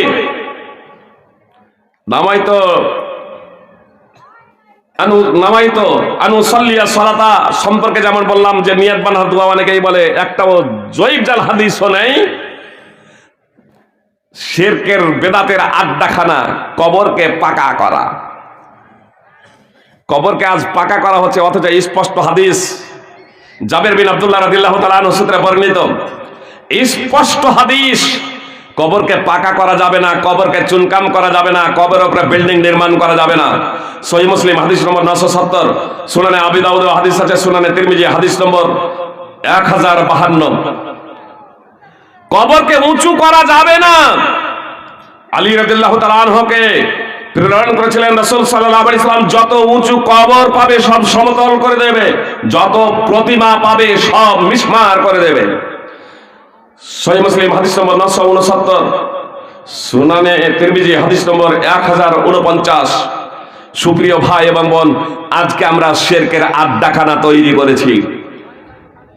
সাহাবে ইবনে যাহাক রাদিয়াল্লাহু তাআলা আনহু সূত্রে বর্ণিত, রাসূল সাল্লাল্লাহু আলাইহি সাল্লামের নিকটে একজন সাহাবী এলেন, এসে বললেন, আল্লাহ রাসূল, আমি একটা মানত মেনেছি, ইন্নী আনহারু ইবিলাম বিবুয়ানা, বুয়ানা নামক স্থানে আমি একটা উট জবাই করার মানত মেনেছি। নবী সাল্লাল্লাহু আলাইহি সাল্লাম বললেন, হাল কানা ফিহা ওয়াসানুম মিন আওসানিল জাহিলিয়াতি ইউবাদ, ওই বুয়ানা নামক স্থানে কি দেবী দেবতা প্রতিমার কোনো পূজা পাঠ হয়? সাহাবায়ে কেরাম বললেন, আল্লাহ রাসূল, না। আল্লাহ রাসূল আবার জিজ্ঞেস করছেন, হাল কানা ফিহা ঈদুম মিন আয়াদিহিম, সেখানে কি ওই জাহেলি যুগের লোকেদের কোনো উৎসব, তাদের কোনো উৎসব হয়, তাদের কোনো ঈদ হয়, তাদের কোনো উৎসব হয়? আজকে অনেকেই বলে ধর্ম যার যার, উৎসব সবার। এটা শয়তানের নতুন আবিষ্কার, জেনে রাখবেন। এটা হলো বড় ধরনের শিরক। সুপ্রিয় ভাই এবং বোন, ধর্ম যার, উৎসব তার। ইসলাম হলো সার্বজনীন দিন, সমস্ত নবী রাসূলের দিন এবং ধর্ম ছিল ইসলাম। সুপ্রিয় ভাই এবং বোন, অমুসলিমদেরও দিন এবং ধর্ম হচ্ছে ইসলাম। শিরক করতে পারে না, পরবর্তীতে তাদের উম্মতেরা শিরক করেছে, নিত্য নতুন ধর্ম বানিয়ে নিয়েছে, এগুলো বিকৃত সব ধর্ম, নিজস্ব তৈরিকৃত ধর্ম। একমাত্র ইসলাম ধর্মই হলো বিশ্ববিদ্যালয় প্রদত্ত জীবন ব্যবস্থা ধর্ম। এরই আপনাদের অনুসরণ করতে হবে এবং অমুসলিমদের কাছে এরই বার্তা পৌঁছে দিতে হবে।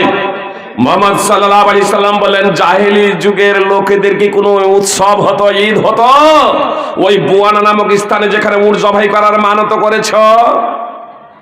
বলা হলো যে না। সাহাবায়ে কেরাম বললেন, আল্লাহ রাসূল, না। তখন রাসূল সাল্লাল্লাহু আলাইহি সাল্লাম সেই সাহাবীকে বললেন, আউফি বিনাদিরিক ফাইন্নাহু লা ওয়াফা লিনাদিরিন ফি মা'সিয়াতিল্লাহ, তবে তুমি তোমার মানতটা পূরণ করো, তার কারণ আল্লাহ তাআলার অবাধ্যতায় মানত পূরণ করা বৈধ নয়। সুনানে আবি দাউদ হাদিস নম্বর 3313, মাইমুনা বিনতে কারদাম থেকেও এই মর্মে হাদিস বর্ণিত আছে। সুনানে আবি দাউদ হাদিস নম্বর 3314, মুসনাদ আহমদ হাদিস নম্বর 2766। সুপ্রিয় ভাই এবং বোন, রাসূল সাল্লাল্লাহু আলাইহি সাল্লাম সেই সাহাবীকে বললেন যে ওই জায়গাতে যেখানে তুমি উট জবাই করার মানত করেছো, সেখানে কি প্রতিমা পূজা হতো? বলা হলো না। সেখানে কি প্রতিমা পূজা হয়? বলা হলো না। সেখানে কি কোনো উৎসব হয় বেধর্মীদের? বলা হলো না। বলে তাহলে মানত পূরণ করো। আর আপনি বেধর্মীদের উৎসবে যাচ্ছেন, তাদের পূজায় যাচ্ছেন, আর তারপরে নিজেকে উদার মুসলমান, আপডেট মুসলমান ভাবছেন। সুপ্রিয় ভাই এবং বোন, আপডেট মানে ইসলাম থেকে আপনি বেরিয়ে গেছেন। জি, আপনি স্বতঃস্ফূর্ত ভাবে যদি শিরক করে যদি থাকেন, আপনি মুসলমান থাকতে পারেন না। সুপ্রিয় ভাই এবং বোন, উচিত ছিল তাদেরকেও ওই শিরকি কর্মকাণ্ড থেকে বের করে নিয়েছে মুসলমান বানানো, কালেমায়ে শাহাদাত পাঠ করিয়ে তাদেরকে মুসলমান বানানো। এটা বলপূর্বক নয়, এটা ব্যবহারের দ্বারা, চরিত্রের দ্বারা, উপদেশের দ্বারা, ভালো কথাবার্তার দ্বারা উচিত ছিল তাকে আমার দ্বীনে আনয়ন করা। সুপ্রিয় ভাই এবং বোন, একজন ইহুদি ছেলে অসুস্থ হয়েছে, রাসূল সাল্লাল্লাহু আলাইহি সাল্লাম তাকে দেখতে গেলেন। নবী সাল্লাল্লাহু আলাইহি সাল্লামের খাদেম ছিল। রাসূল সাল্লাল্লাহু আলাইহি সাল্লাম দেখতে গেলেন, আর দেখতে গিয়ে ওই অসুস্থ ছেলেটিকেও বলছেন, আসলিম, তুমি ইসলাম কবুল করো, মুসলমান হয়ে যাও। তো সেই ছেলেটি তার বাপের দিকে তাকাচ্ছে। ইহুদি তার বাবা, তার বাপের দিকে তাকাচ্ছে। তো তার বাবা তখন বলছে, মুহাম্মদ সাল্লাল্লাহু আলাইহি ইসলামের আদর্শে আদর্শিত হয়ে, অনুপ্রাণিত হয়ে তার বাবা বলছে, আপনি আবুল কাসিম মুহাম্মদ সাল্লাল্লাহু আলাইহি ইসলামের উপাধি কুনিয়াত, মুহাম্মদ সাল্লাল্লাহু আলাইহি ইসলামের উপাধি আবুল কাসিম। তখন ইহুদি বলছে ওর ছেলেকে, মুহাম্মদ সাল্লাল্লাহু আলাইহি ইসলাম যা বলছেন তুমি মেনে নাও। আর সেই ছেলেটি তখন ইসলাম নিয়ে আসছে, কালেমায়ে শাহাদাত পাঠ করছে, আশহাদু আল্লা ইলাহা ইল্লাল্লাহ ওয়া আশহাদু আন্না মুহাম্মাদান আবদুহু ওয়া রাসূলুহু। আর তার কিছুক্ষণ পরেই তার ইন্তেকাল হয়ে যাচ্ছে, মুহাম্মদ সাল্লাল্লাহু আলাইহি সাল্লাম বলছেন আলহামদুলিল্লাহিল্লাযী আনকাযাহু মিনান নার, সেই সত্তার প্রশংসা যিনি এই ছেলেটিকে জাহান্নামের আগুন থেকে বাঁচিয়ে নিলেন। কালেমায়ে শাহাদাতের আগে মারা গেলে জাহান্নামে যেত, কালেমায়ে শাহাদাত পাঠ করে মারা গেলেন, সে জান্নাতি হয়ে গেল, জাহান্নামের আগুন থেকে বেঁচে গেল। সুপ্রিয় ভাই এবং বোন, মুসনাদ আহমদ সহিহ বুখারীতে হাদিসটি সংক্ষিপ্তভাবে আছে, হাদিস নম্বর 1356। ইমাম বুখারী রাহিমাহুল্লাহ এই হাদিসটি আল আদাবুল মুফরাদের 524 নম্বর হাদিসে বর্ণনা করে একটা অনুচ্ছেদ রচনা করেছেন, বাবু ইয়াদাতিল মুশরিক, মুশরিক রোগীর পরিদর্শনের অনুচ্ছেদ। সুপ্রিয় ভাই এবং বোন, শিরক হলো চরমতম অপরাধ। শিরক হলো দুই প্রকার, টাইম আর বেশি নেই, খুব সহজে সাধারণভাবে আপনাদের বলি। শিরক হলো দুই প্রকার। এক প্রকার হলো বড় শিরক। বড় শিরক ও মহাপাপ, ছোট শিরক ও মহাপাপ। খুব মনোযোগ দিয়ে শুনুন। বড় শিরক ও মহাপাপ, ছোট শিরক ও মহাপাপ। বড় শিরকের কারণে ঈমান এবং ইসলাম বিনষ্ট হয়ে যায়। ঈমান ইসলাম বিনষ্ট হয়ে যায়। স্বামী স্ত্রীর মাঝে একজন যদি বড় শিরক করে বসে, তখন দাম্পত্য জীবনে ফাটল সৃষ্টি হয়ে যায়, অর্থাৎ তখন আর দাম্পত্য জীবন বজায় থাকে না। সুপ্রিয় ভাই এবং বোন, এজন্য বড় শিরক থেকে আমাদের সদা সর্বদাই বাঁচতে হবে, এমনকি ছোট শিরক থেকেও বাঁচতে হবে। ছোট শিরকের কারণে ঈমান ইসলাম সাধারণভাবে তো বিনষ্ট হয় না, কিন্তু এর অর্থ এই নয় যে এটা ছোট পাপ। ছোট শিরক ও মহাপাপ, ছোট শিরক ও মহাপাপ। আমাদের সমাজে, অন্যান্য সমাজে আপনার বড় শিরক থাকলেও আহলে হাদিস সমাজ আলহামদুলিল্লাহ বড় শিরক থেকে মুক্ত, কিন্তু ছোট শিরকে এরাও কিন্তু কেউ কেউ জড়িত। এজন্য এই ছোট শিরকের একটু ব্যাখ্যা দিয়ে দিই। ছোট শিরক সাধারণত দুই প্রকার, শিরকে জলি এবং শিরকে খাফি। শিরকে জলি হলো প্রকাশ্য শিরক। শিরকে জলি আবার দুই প্রকার, কওলি এবং ফিইলি, অর্থাৎ কথার দ্বারা শিরক এবং কর্মের দ্বারা শিরক। কথার দ্বারা শিরক, মায়ের কিরা, বাপের কিরা, বাপের শপথ, মায়ের শপথ, এগুলো বলেন কি বলেন না? আমাদের দিকে কিরা বলে, আপনাদের দিকে শপথ, কিরা। কথাই কথাই আমরা বলি মায়ের কিরা, বাপের কিরা ইত্যাদি, এগুলো হলো শিরক, চলবে না। দৃঢ়তার সহিত মায়ের শপথ, বাপের শপথ, ছেলের শপথ, শিরক। এগুলো আল্লাহ ছাড়া অন্য কোনো কিছুরই নামে শিরক করা যাবে, কসম করা যাবে না, শপথ করা যাবে না। আব্দুল্লাহ ইবনে উমর রাদিয়াল্লাহু তাআলা এক ব্যক্তিকে দেখলেন যে কাবার শপথ করছে। তখন আব্দুল্লাহ ইবনে উমর রাদিয়াল্লাহু তাআলা বললেন, আমি রাসূল সাল্লাল্লাহু আলাইহি সাল্লামকে বলতে শুনেছি, মান হালাফা বিগাইরিল্লাহি ফাকাদ আশরাক, যে ব্যক্তি গায়রুল্লাহর কসম খেলো, আল্লাহ ছাড়া অন্য কোনো কিছুরই শপথ করলো, সে শিরক করলো। সুনানে আবি দাউদ হাদিস নম্বর 3251। কর্মের দ্বারা শিরক, আমি এখানে দুটো বলবো, একটা করার মাধ্যমে শিরক, একটা ছাড়ার মাধ্যমে শিরক। করার মাধ্যমে শিরক যেমন তাবিজ এবং মাদুলি পরা। উকবা বিন আমির আল জুহানি রাদিয়াল্লাহু তাআলা আনহু সূত্রে বর্ণিত, 10 জনের একটা টিম রাসূল সাল্লাল্লাহু আলাইহি সাল্লামের নিকটে এলো। নবী সাল্লাল্লাহু আলাইহি সাল্লাম 9 জনের সাথে বায়াত করলেন। 9 জনের সাথে বায়াত করলেন, একজনের সাথে বায়াত করলেন না। 9 জনের সাথে হাতে হাত রেখে বায়াত করলেন, একজনের সাথে বায়াত করছেন না। তখন রাসূল সাল্লাল্লাহু আলাইহি সাল্লামকে বলা হলো যে আল্লাহ রাসূল, এর সাথে আপনি বায়াত করলেন না। তখন রাসূল সাল্লাল্লাহু আলাইহি সাল্লাম বলছেন, ইন্না আলাইহি তামিমা, তার কাছে তাবিজ রয়েছে, মাদুলি রয়েছে। সেই সাহাবী তখন নিজের জামাটাকে গুটিয়ে তার বাহু থেকে মাদুলিটাকে ছিঁড়ে ফেলে দিলেন। তারপরে রাসূল সাল্লাল্লাহু আলাইহি সাল্লাম তার সাথে বায়াত করলেন এবং বললেন, মান আল্লাকা তামিমাতান ফাকাদ আশরাক, যে ব্যক্তি মাদুলি ঝুলালো, তাবিজ পরিধান করলো, সে শিরক করলো। মুসনাদ আহমদ হাদিস নম্বর 17422। এটা করার মাধ্যমে শিরক, ছাড়ার মাধ্যমে শিরক, ছাড়ার মাধ্যমে শিরক। এটা কিন্তু সব সমাজেই, কি আহলে হাদিস, কি হানাফি, কি শাফি, কি মালিকি, কি হাম্বলি, 95% ঘরে ঘরে ইয়ে শিরক রয়েছে। চরমতম অপরাধ। সুপ্রিয় ভাই এবং বোন, আপনারা বুঝতে পেরেছেন কি বলতে চাচ্ছি? এবার কি কি বলবেন? ছেড়ে দেওয়া শিরক। রাসূল সাল্লাল্লাহু আলাইহি সাল্লাম বলেছেন, লাইসা বাইনাল আবদি ওয়াশ শিরকি ইল্লা তারকুস সালাহ ফাইজা তারাকাহা ফাকাদ আশরাক। বান্দার মাঝে এবং শিরকের মাঝে পার্থক্য নির্ণয়কারী হলো নামাজ। যে ব্যক্তি নামাজ ছেড়ে দিল, সে শিরক করলো। সাবালক সাবালিকা হয়ে গেছে, নামাজ পড়ে না। সিংহভাগ 95% মানুষ আজকে বেনামাজি। এরাও শিরক করে, এরাও শিরক করে। আমার আপনার ঘরে শিরক কেউ তাবিজ পরে, তার জন্য আমরা বলি আরে ও তাবিজ পরে, ও শিরক করছে। আমার আপনার ঘরে যে শিরক নামাজ না পড়ার কারণে, আর এটা ছোট অপরাধ নয়, বড় অপরাধ, বড় অপরাধ সুপ্রিয় ভাই এবং বোন, এত বড় অপরাধ।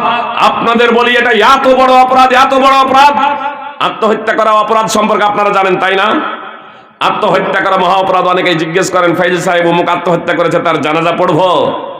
তো আমি একটাই কথা বলি, যদি বেনামাজির জানাজা পড়েন তাহলে আত্মহত্যাকারীর পড়েন, তার কারণ আত্মহত্যা করাও মহাপাপ, নামাজ ছেড়ে দেওয়াও মহাপাপ। কিন্তু আত্মহত্যা করার থেকে নামাজ ছেড়ে দেওয়াটা আরো বড় পাপ।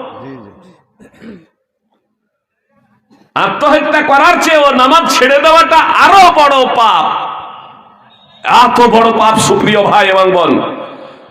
সুনানে ইবনে মাজাহ হাদিস নম্বর 1080, শারহ উসুলে ইতিকাদে আহলে সুন্নাত ওয়াল জামাআহ ইমাম লালকাইর হাদিস নম্বর 1521, নামাজ ছেড়ে দেওয়া শিরক। এটা ছেড়ে দেওয়ার মাধ্যমে, অস্বীকার না, ছেড়ে দেওয়া, ছেড়ে দেওয়া। অস্বীকার করলে সকলের ঐক্যমতে মুসলমানই থাকবে না। আর ছেড়ে দিলেও নামাজকে সৌদি ফতোয়া কমিটির মুফতিগণ শেখ ইবনে বাজ রাহিমাহুল্লাহ সহ সৌদি ফতোয়া কমিটির মুফতিগণ বলছেন, ফতোয়া লাজনা দায়মা 2য় পাঠ 5ম খণ্ডের 43 পৃষ্ঠা, যে সে মুসলমানই থাকবে না। আর তারপরেও আমাদের হৃদয় প্রকম্পিত হয় না, এটা হলো শিরক। সুপ্রিয় ভাই এবং বোন, আমাদের পরিবার থেকে, আমাদের সমাজ থেকে এই শিরকের মূল পাঠানোর জন্য আমাদের সার্বিক সংগ্রাম করতে হবে ইনশাআল্লাহ। করার মাধ্যমে শিরক। আজকাল ঝগড়া হয়, যদি মসজিদের মাইকে মেইয়াতের সংবাদ না দেওয়া হয়, লোকজন জানবে কেমনে যে অমুক মারা গেছে? যে নামাজি হলে মসজিদের মাইকে ঘোষণা না হলেও সব জানতেন, মারা গেল আর আধা ঘন্টার মধ্যে কবর কোন জায়গায় হয় না। কি বলছেন? যদি রাত্রে মারা যায় তাহলে, যদি এশার পরে মারা যায় তাহলে অন্তত ফজরের নামাজের পরে সূর্য উঠবে, তারপরেই কবর খনন করা হবে। তাহলে 9টা 10টা বা 8টাও যদি হয়, 8টা, তো ফজরের নামাজ পড়লেই তো সবাই জানতে পারত যে অমুক মারা গেছে। যদি সকালে মারা যায় তাহলে জোহরের নামাজের পরে কবর মাটি হবে, তাহলে জোহরের নামাজে আবার জানতে পারত। জোহরের নামাজের আগা মারা গেলে জোহরেও জানতে পারতো, আসরের নামাজের পরেও জানতে পারতো, আসরের পরে মাটি হলে। তাহলে যেভাবে 5 ওয়াক্তের নামাজ আছে, নামাজি হলে আমাদের জানতে বুঝতে কোনো অসুবিধা হতো না। কিন্তু সিংহভাগ মানুষ তো বেনামাজি, মসজিদই যায় না। তো কে মরেছে আর কে মরেনি যদি মাইক যদি না হয় তাহলে বুঝবে কেমনে? তো এরা বলে আমরা জানাজার নামাজ পড়বো, তাই যে ঘোষণা হয়েছে আসরের নামাজের পরে জানাজার নামাজ হবে। পাক্কা বেনামাজি সেই দিনও আসরের নামাজ পড়েন নাই, মসজিদের পাশে এসে দাঁড় হয়ে আছে।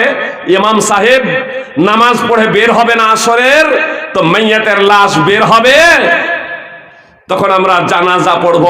সুপ্রিয় ভাই এবং বোন, এই যে দূর দূরান্ত থেকে 5-10 হাজার লোক জমায়েত হয়ে গিয়েছেন, সমবেত হয়েছেন জানাজার নামাজ আদায় করার জন্য। 500 লোক আসরে নামাজ আদায় করেছেন, বাকি আপনার 9,500 লোক আপনার আসরের নামাজ আদায় করেন নাই, জানাজার নামাজ আদায় করার জন্য অপেক্ষা করছেন। ইমাম বের হবে, যে লাশ বের হবে, আমরা জানাজার নামাজ আদায় করব। বলুন এরা কি আল্লাহর ভয়ে? জানাজার নামাজ পড়া তো ফরজে আইন নয়, সকলের উপরে ফরজ না। মনে করুন এখানে কেউ মারা গেল, 2-4-10 জন গিয়ে যদি তার জানাজার নামাজ পড়ে দাফন করে দেয়, কেউ পাপী হবে না। কিন্তু নামাজ যদি 1 ওয়াক্তের না পড়ি, আজান হয়েছে, সাবালক সাবালিকা হয়ে যাওয়ার পরেও আমরা নামাজ পড়লাম না 1 ওয়াক্তের, তাহলে যারা পড়লাম না সাবালক সাবালিকা হয়ে যাওয়ার পরেও বিবেক বুদ্ধি থাকা সত্ত্বেও, সে সুস্থ হোক আর অসুস্থ হোক, তার বিবেক বুদ্ধি যদি থেকে থাকে, দাঁড়াতে পারে না, বসে বসে নয়, শুয়ে শুয়ে তাকে নামাজ আদায় করতেই হবে, নইলে সে মহাপাপী হবে। তারপরেও নামাজ আদায় করে না, নামাজ আদায় করে না, ঘাড়ে ধরে টেক লাগিয়ে জানাজার নামাজ আদায় করতে এসেছে। কিসের জন্য বলুন তো? আল্লাহর ভয়ে। আত্মীয় স্বজন হয়, লোকে কি বলবে যদি জানাজার নামাজ পড়তে না যায়? নানা কারণে, পার্থিব নানা কারণে, আল্লাহর ভয়ে নয়, আল্লাহর সন্তুষ্টির জন্য নয়। মাহমুদ বিন লাবিদ রাদিয়াল্লাহু তাআলা আনহু বর্ণনাকারী, তিনি বলেন রাসূল সাল্লাল্লাহু আলাইহি সাল্লাম বলেছেন, ইন্না আখওয়াফা মা আখাফু আলাইকুম আশ-শিরকুল আসগার, আমি তোমাদের নিকটে সবথেকে বেশি যে বিষয় ভয় করি সেই বিষয়টা হলো ছোট শিরক আশিরকুল আসগার, ছোট শিরক। তখন সাহাবায়ে কেরাম বললেন, হে আল্লাহর রাসূল, ছোট শিরক কি? তখন রাসূল সাল্লাল্লাহু আলাইহি সাল্লাম বললেন, আর রিয়া, লৌকিকতা, লোক দেখানো। মুসনাদ আহমদ হাদিস নম্বর 23636। সুপ্রিয় ভাই এবং বোন, ওই বেনামাজিরা জানাজার নামাজ পড়ে তারাই তো নেকি পাবে না, তো মাইয়াতের কি লাভ হবে? এজন্য আমি আমার ঈদগাহে এবং মসজিদে জুমার খুতবায়, আমার ঈদগাহে এবং জুমার খুতবায় বলে দিয়েছি, ঘোষণা করে দিয়েছি, আর চাই না বেনামাজি মারা গেলে আমাকে জানাবেন না, আমার অপেক্ষা করবেন না। কোনো বেনামাজির, সে আমার আত্মীয় স্বজন হলেও তার জানাজার নামাজ পড়তে আমি অন্তত যাব না। আর আমি মারা গেলে কোনো বেনামাজি যাতে আমার জানাজায় অংশগ্রহণ করে, ওই নামাজিদের কষ্ট না দেয়। আরে বেনামাজি নামাজ পড়ে নিজেই তো ওই জানাজার নামাজের নেকি পাবে না। আল্লাহর সন্তুষ্টি, আল্লাহর ভয়ে তো নামাজ পড়তে আসে নাই, সেখানে মাইয়াত কি উপকৃত হবে? আমি জানাজার নামাজ পড়তে নিষেধ করছি না সুপ্রিয় ভাই এবং বোন, তওবা করে নামাজি হয়ে যান, তওবা করে নামাজি হয়ে যান। মুসলমান অথচ আপনি নামাজ পড়েন না, এটা হচ্ছে শিরক। দ্বিতীয় শিরক ছিল শিরকে খাফি, গোপনীয় শিরক, অন্তরের শিরক। আপনার এই হাদিসটাও অন্তরের শিরকের জন্যই প্রযোজ্য, মোহাম্মদ বিন লাবিদের এই হাদিস। আর একটা, পার্শ্বে নামাজ পড়ছি, পার্শ্বে মৌলবী সাহেব তাকাচ্ছেন, বা পার্শ্বে মৌলবী সাহেব বসে আছেন, একদম ধীর স্থির ভাবে নামাজ পড়ছি। আর যখন মৌলবী সাহেব নেই, কোনো লোকজন নেই, একবারে উঠছি আর বসছি, উঠছি আর বসছি। এখানে এত সুন্দর কেন করছি? যে মৌলবী সাহেবের জন্য। এটা শিরক। বক্তব্য দিতে এসেছি লোকে যাতে আমার প্রশংসা করে, বক্তব্য দিতে এসেছি, অধিকাংশ বক্তা ফেসে যাবে এই জায়গায়। আল্লাহ আমাদের হেফাজত করুক, না হলে টাকার জন্য কমিটির সাথে ঝগড়া করে, মারপিট করে। ও যদি দিনের দায়ী হয়, মুহাম্মদ সাল্লাল্লাহু আলাইহি সাল্লামের ভক্ত যদি হয়, ইসলামের যদি প্রচারক যদি হয়, তাহলে এক কথা বলতে পারে যে আগে অ্যাকাউন্টে টাকা ভরে দেন।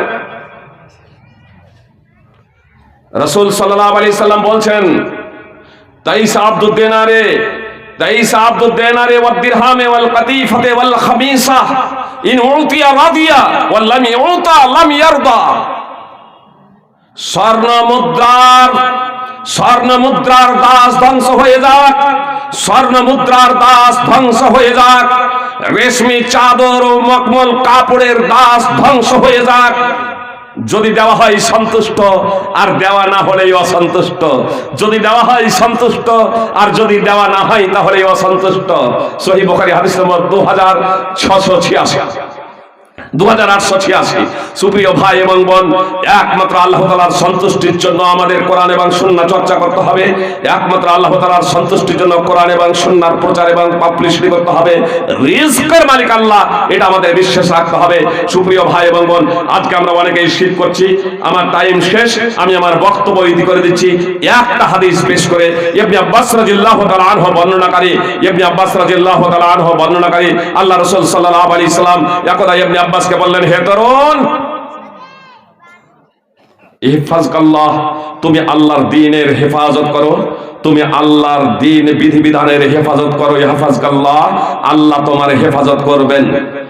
তুমি আল্লাহর সন্তুষ্টি কামনা করো, আল্লাহকে তুমি তোমার নিকটেই পাবে। আল্লাহর তুমি সন্তুষ্টি কামনা করো, আল্লাহকে তোমার নিকটেই তুমি পাবে। সমস্ত উম্মত মিলে যদি তোমার এমন ক্ষতি করব মনে করে যা তোমার তাকদিরে লেখা নাই, ভাগ্যে লেখা নাই, তাহলে সমস্ত উম্মত মিলেও তোমার ক্ষতি করতে সক্ষম হবে না। আর সমস্ত উম্মত মিলে যদি তোমার এমন কোন উপকার করব মনে করে যা তোমার তাকদিরে লেখা নাই, ভাগ্যে লেখা নাই, তাহলে তা করতে পারে না। তাকদিরে ভাগ্যে যতটুকু লেখা আছে ততটুকুই করতে পারে। রুফিয়াতিল আকলাম, কলম উঠিয়ে নেওয়া হয়েছে, কলম উঠিয়ে নেওয়া হয়েছে। এবং পাণ্ডুলিপি গুটিয়ে নেওয়া হয়েছে। সুনানে তিরমিজি হাদিস নম্বর 2516, মুসনাদ আহমদ হাদিস নম্বর 2669। সুপ্রিয় ভাই এবং বোন, এজন্য ভয়ের কোনো কারণ নাই, ভয় করবেন না। আল্লাহ তাআলাকে অবশ্যই নিকটে পাবেন। তিনি সার্বভৌম ক্ষমতার অধিকারী, তিনি সব কিছু করতে পারেন, তার নির্দেশ ছাড়া কোনো কিছু হতে পারে না। ভাগ্যে যাহা লেখা নাই তাহা ঘটিতে পারে না। একটা দানা দ্বারা কেউ আপনার উপকার করতে পারে না, একটা দানা কেউ আপনার ছিনিয়ে নিতে পারে না, যাহা তাকদীরে লেখা নাই। অতএব মানুষকে ভয় না করে আল্লাহকে ভয় করুন। এখন কিছু মানুষ এ কোরআন এবং সুন্নাহ অবগত না হয়ে এ রাষ্ট্রপতি প্রধানমন্ত্রীর সাথে আল্লাহর দৃষ্টান্ত দেয় যে প্রধানমন্ত্রীর কাছে যে এসে যেতে পারে, যে কত মাধ্যম ধরতে হয়, তো আল্লাহর কাছে কি সহজে পৌঁছা যাবে পীর মুফতি ছাড়া? আল্লাহ এদের হেদায়েত করুক। আল্লাহ বলছেন ফালা তাদরিবু লিল্লাহিল আমসাল, ফালা তাদরিবু লিল্লাহিল আমসাল ইন্নাল্লাহা ইয়ালামু আনতুম লা তা'লামুন। সূরা নাহল 16 নম্বর সূরা 74 নম্বর আয়াত। আল্লাহর জন্য তোমরা দৃষ্টান্ত উপস্থাপন করো না, নিশ্চয় আল্লাহ জানে না, তোমরা জানো না। তো আল্লাহকে প্রধানমন্ত্রী, আরে আমাদের প্রধানমন্ত্রীর 2020 আনন্দবাজার পত্রিকায় দিয়েছিল আমাদের প্রধানমন্ত্রীর নিরাপত্তার জন্য প্রত্যেক দিন খরচ হয় 1,60,00,000 টাকা। আর সর্বকালের সর্বশ্রেষ্ঠ মহামুন্সি মহাত্মা মাহফুজ মুহাম্মদ সাল্লাল্লাহু আলাইহি সাল্লাম, তার নিরাপত্তার জন্য কোনো গেটম্যান ছিল না। আল্লাহ রাসূল সাল্লাল্লাহু আলাইহি ওয়াসাল্লাম কবরের পাশ দিয়ে হেঁটে চলে যাচ্ছেন, তো কবরের পাশে দেখছেন একজন মহিলা ক্রন্দন করছে। আল্লাহ রাসূল বলছেন ইত্তাকিল্লাহা ওয়াসবিরি, তুমি আল্লাহকে ভয় করো, ধৈর্য ধারণ করো। তো ওই মহিলাটা বলছে আমার যা বিপদ হয়েছে আপনার হলে না আপনি বুঝবেন। মহিলাটি আল্লাহ রাসূলকে চিনতে পারে নাই। তাকে বলা হলো ইনি কে জানেন? ইনি হলেন রাসূল সাল্লাল্লাহু আলাইহি সাল্লাম। মহিলাটির ভুল ভেঙে গেছে। আরে আমি তো বড় কথা বলে দিয়েছি। সেই মহিলাটি মুহাম্মদ সাল্লাল্লাহু আলাইহি সাল্লামের নিকটে এলেন, কোনো গেটম্যান ছিল না, কোনো গেটম্যান ছিল না। এসে বলছে আল্লাহ রাসূল আমি আপনাকে চিনতে পারি নাই। মুহাম্মদ সাল্লাল্লাহু আলাইহি সাল্লাম বললেন ইন্নামা সাররু ইনদা সাদমাতিল উলা, আরে ধৈর্য হলো প্রথম ঝটকাতেই। সহিহ বুখারী হাদিস নম্বর 1283। সুপ্রিয় ভাই এবং বোন, আল্লাহ বলছেন ওয়াইদা সালাকা ইবাদি আন্নী ফাইন্নী করিব। মুহাম্মদ সাল্লাল্লাহু আলাইহি ওয়াসাল্লাম আপনাকে আমার বান্দারা জিজ্ঞেস করে যে আল্লাহ কোথায়, ফাইন্নী করিব, তুমি বলো নিকটেই, আমি নিকটেই আছি। উজিবু দাওয়াতাত দাঈ ইযা দাআন, যখন প্রার্থনাকারীরা আমাকে ডাকে তখন আমি তাদের ডাকে সাড়া দিই। ওয়ালিয়াস্তাজিবু লি ওয়ালিউমিনু বি লাআল্লাহুম ইয়ারশুদুন, অতএব তারাও যেন আমার ডাকে সাড়া দেয় এবং আমার উপরে ঈমান আনয়ন করে, তাহলে তারা হেদায়েত প্রাপ্ত, তাহলে তারা সৎ পথে চলবে, সৎ পথের পথিক হবে, হেদায়েত পাবে, তারা সুপথ পাবে, তারা সঠিক পথে চলবে।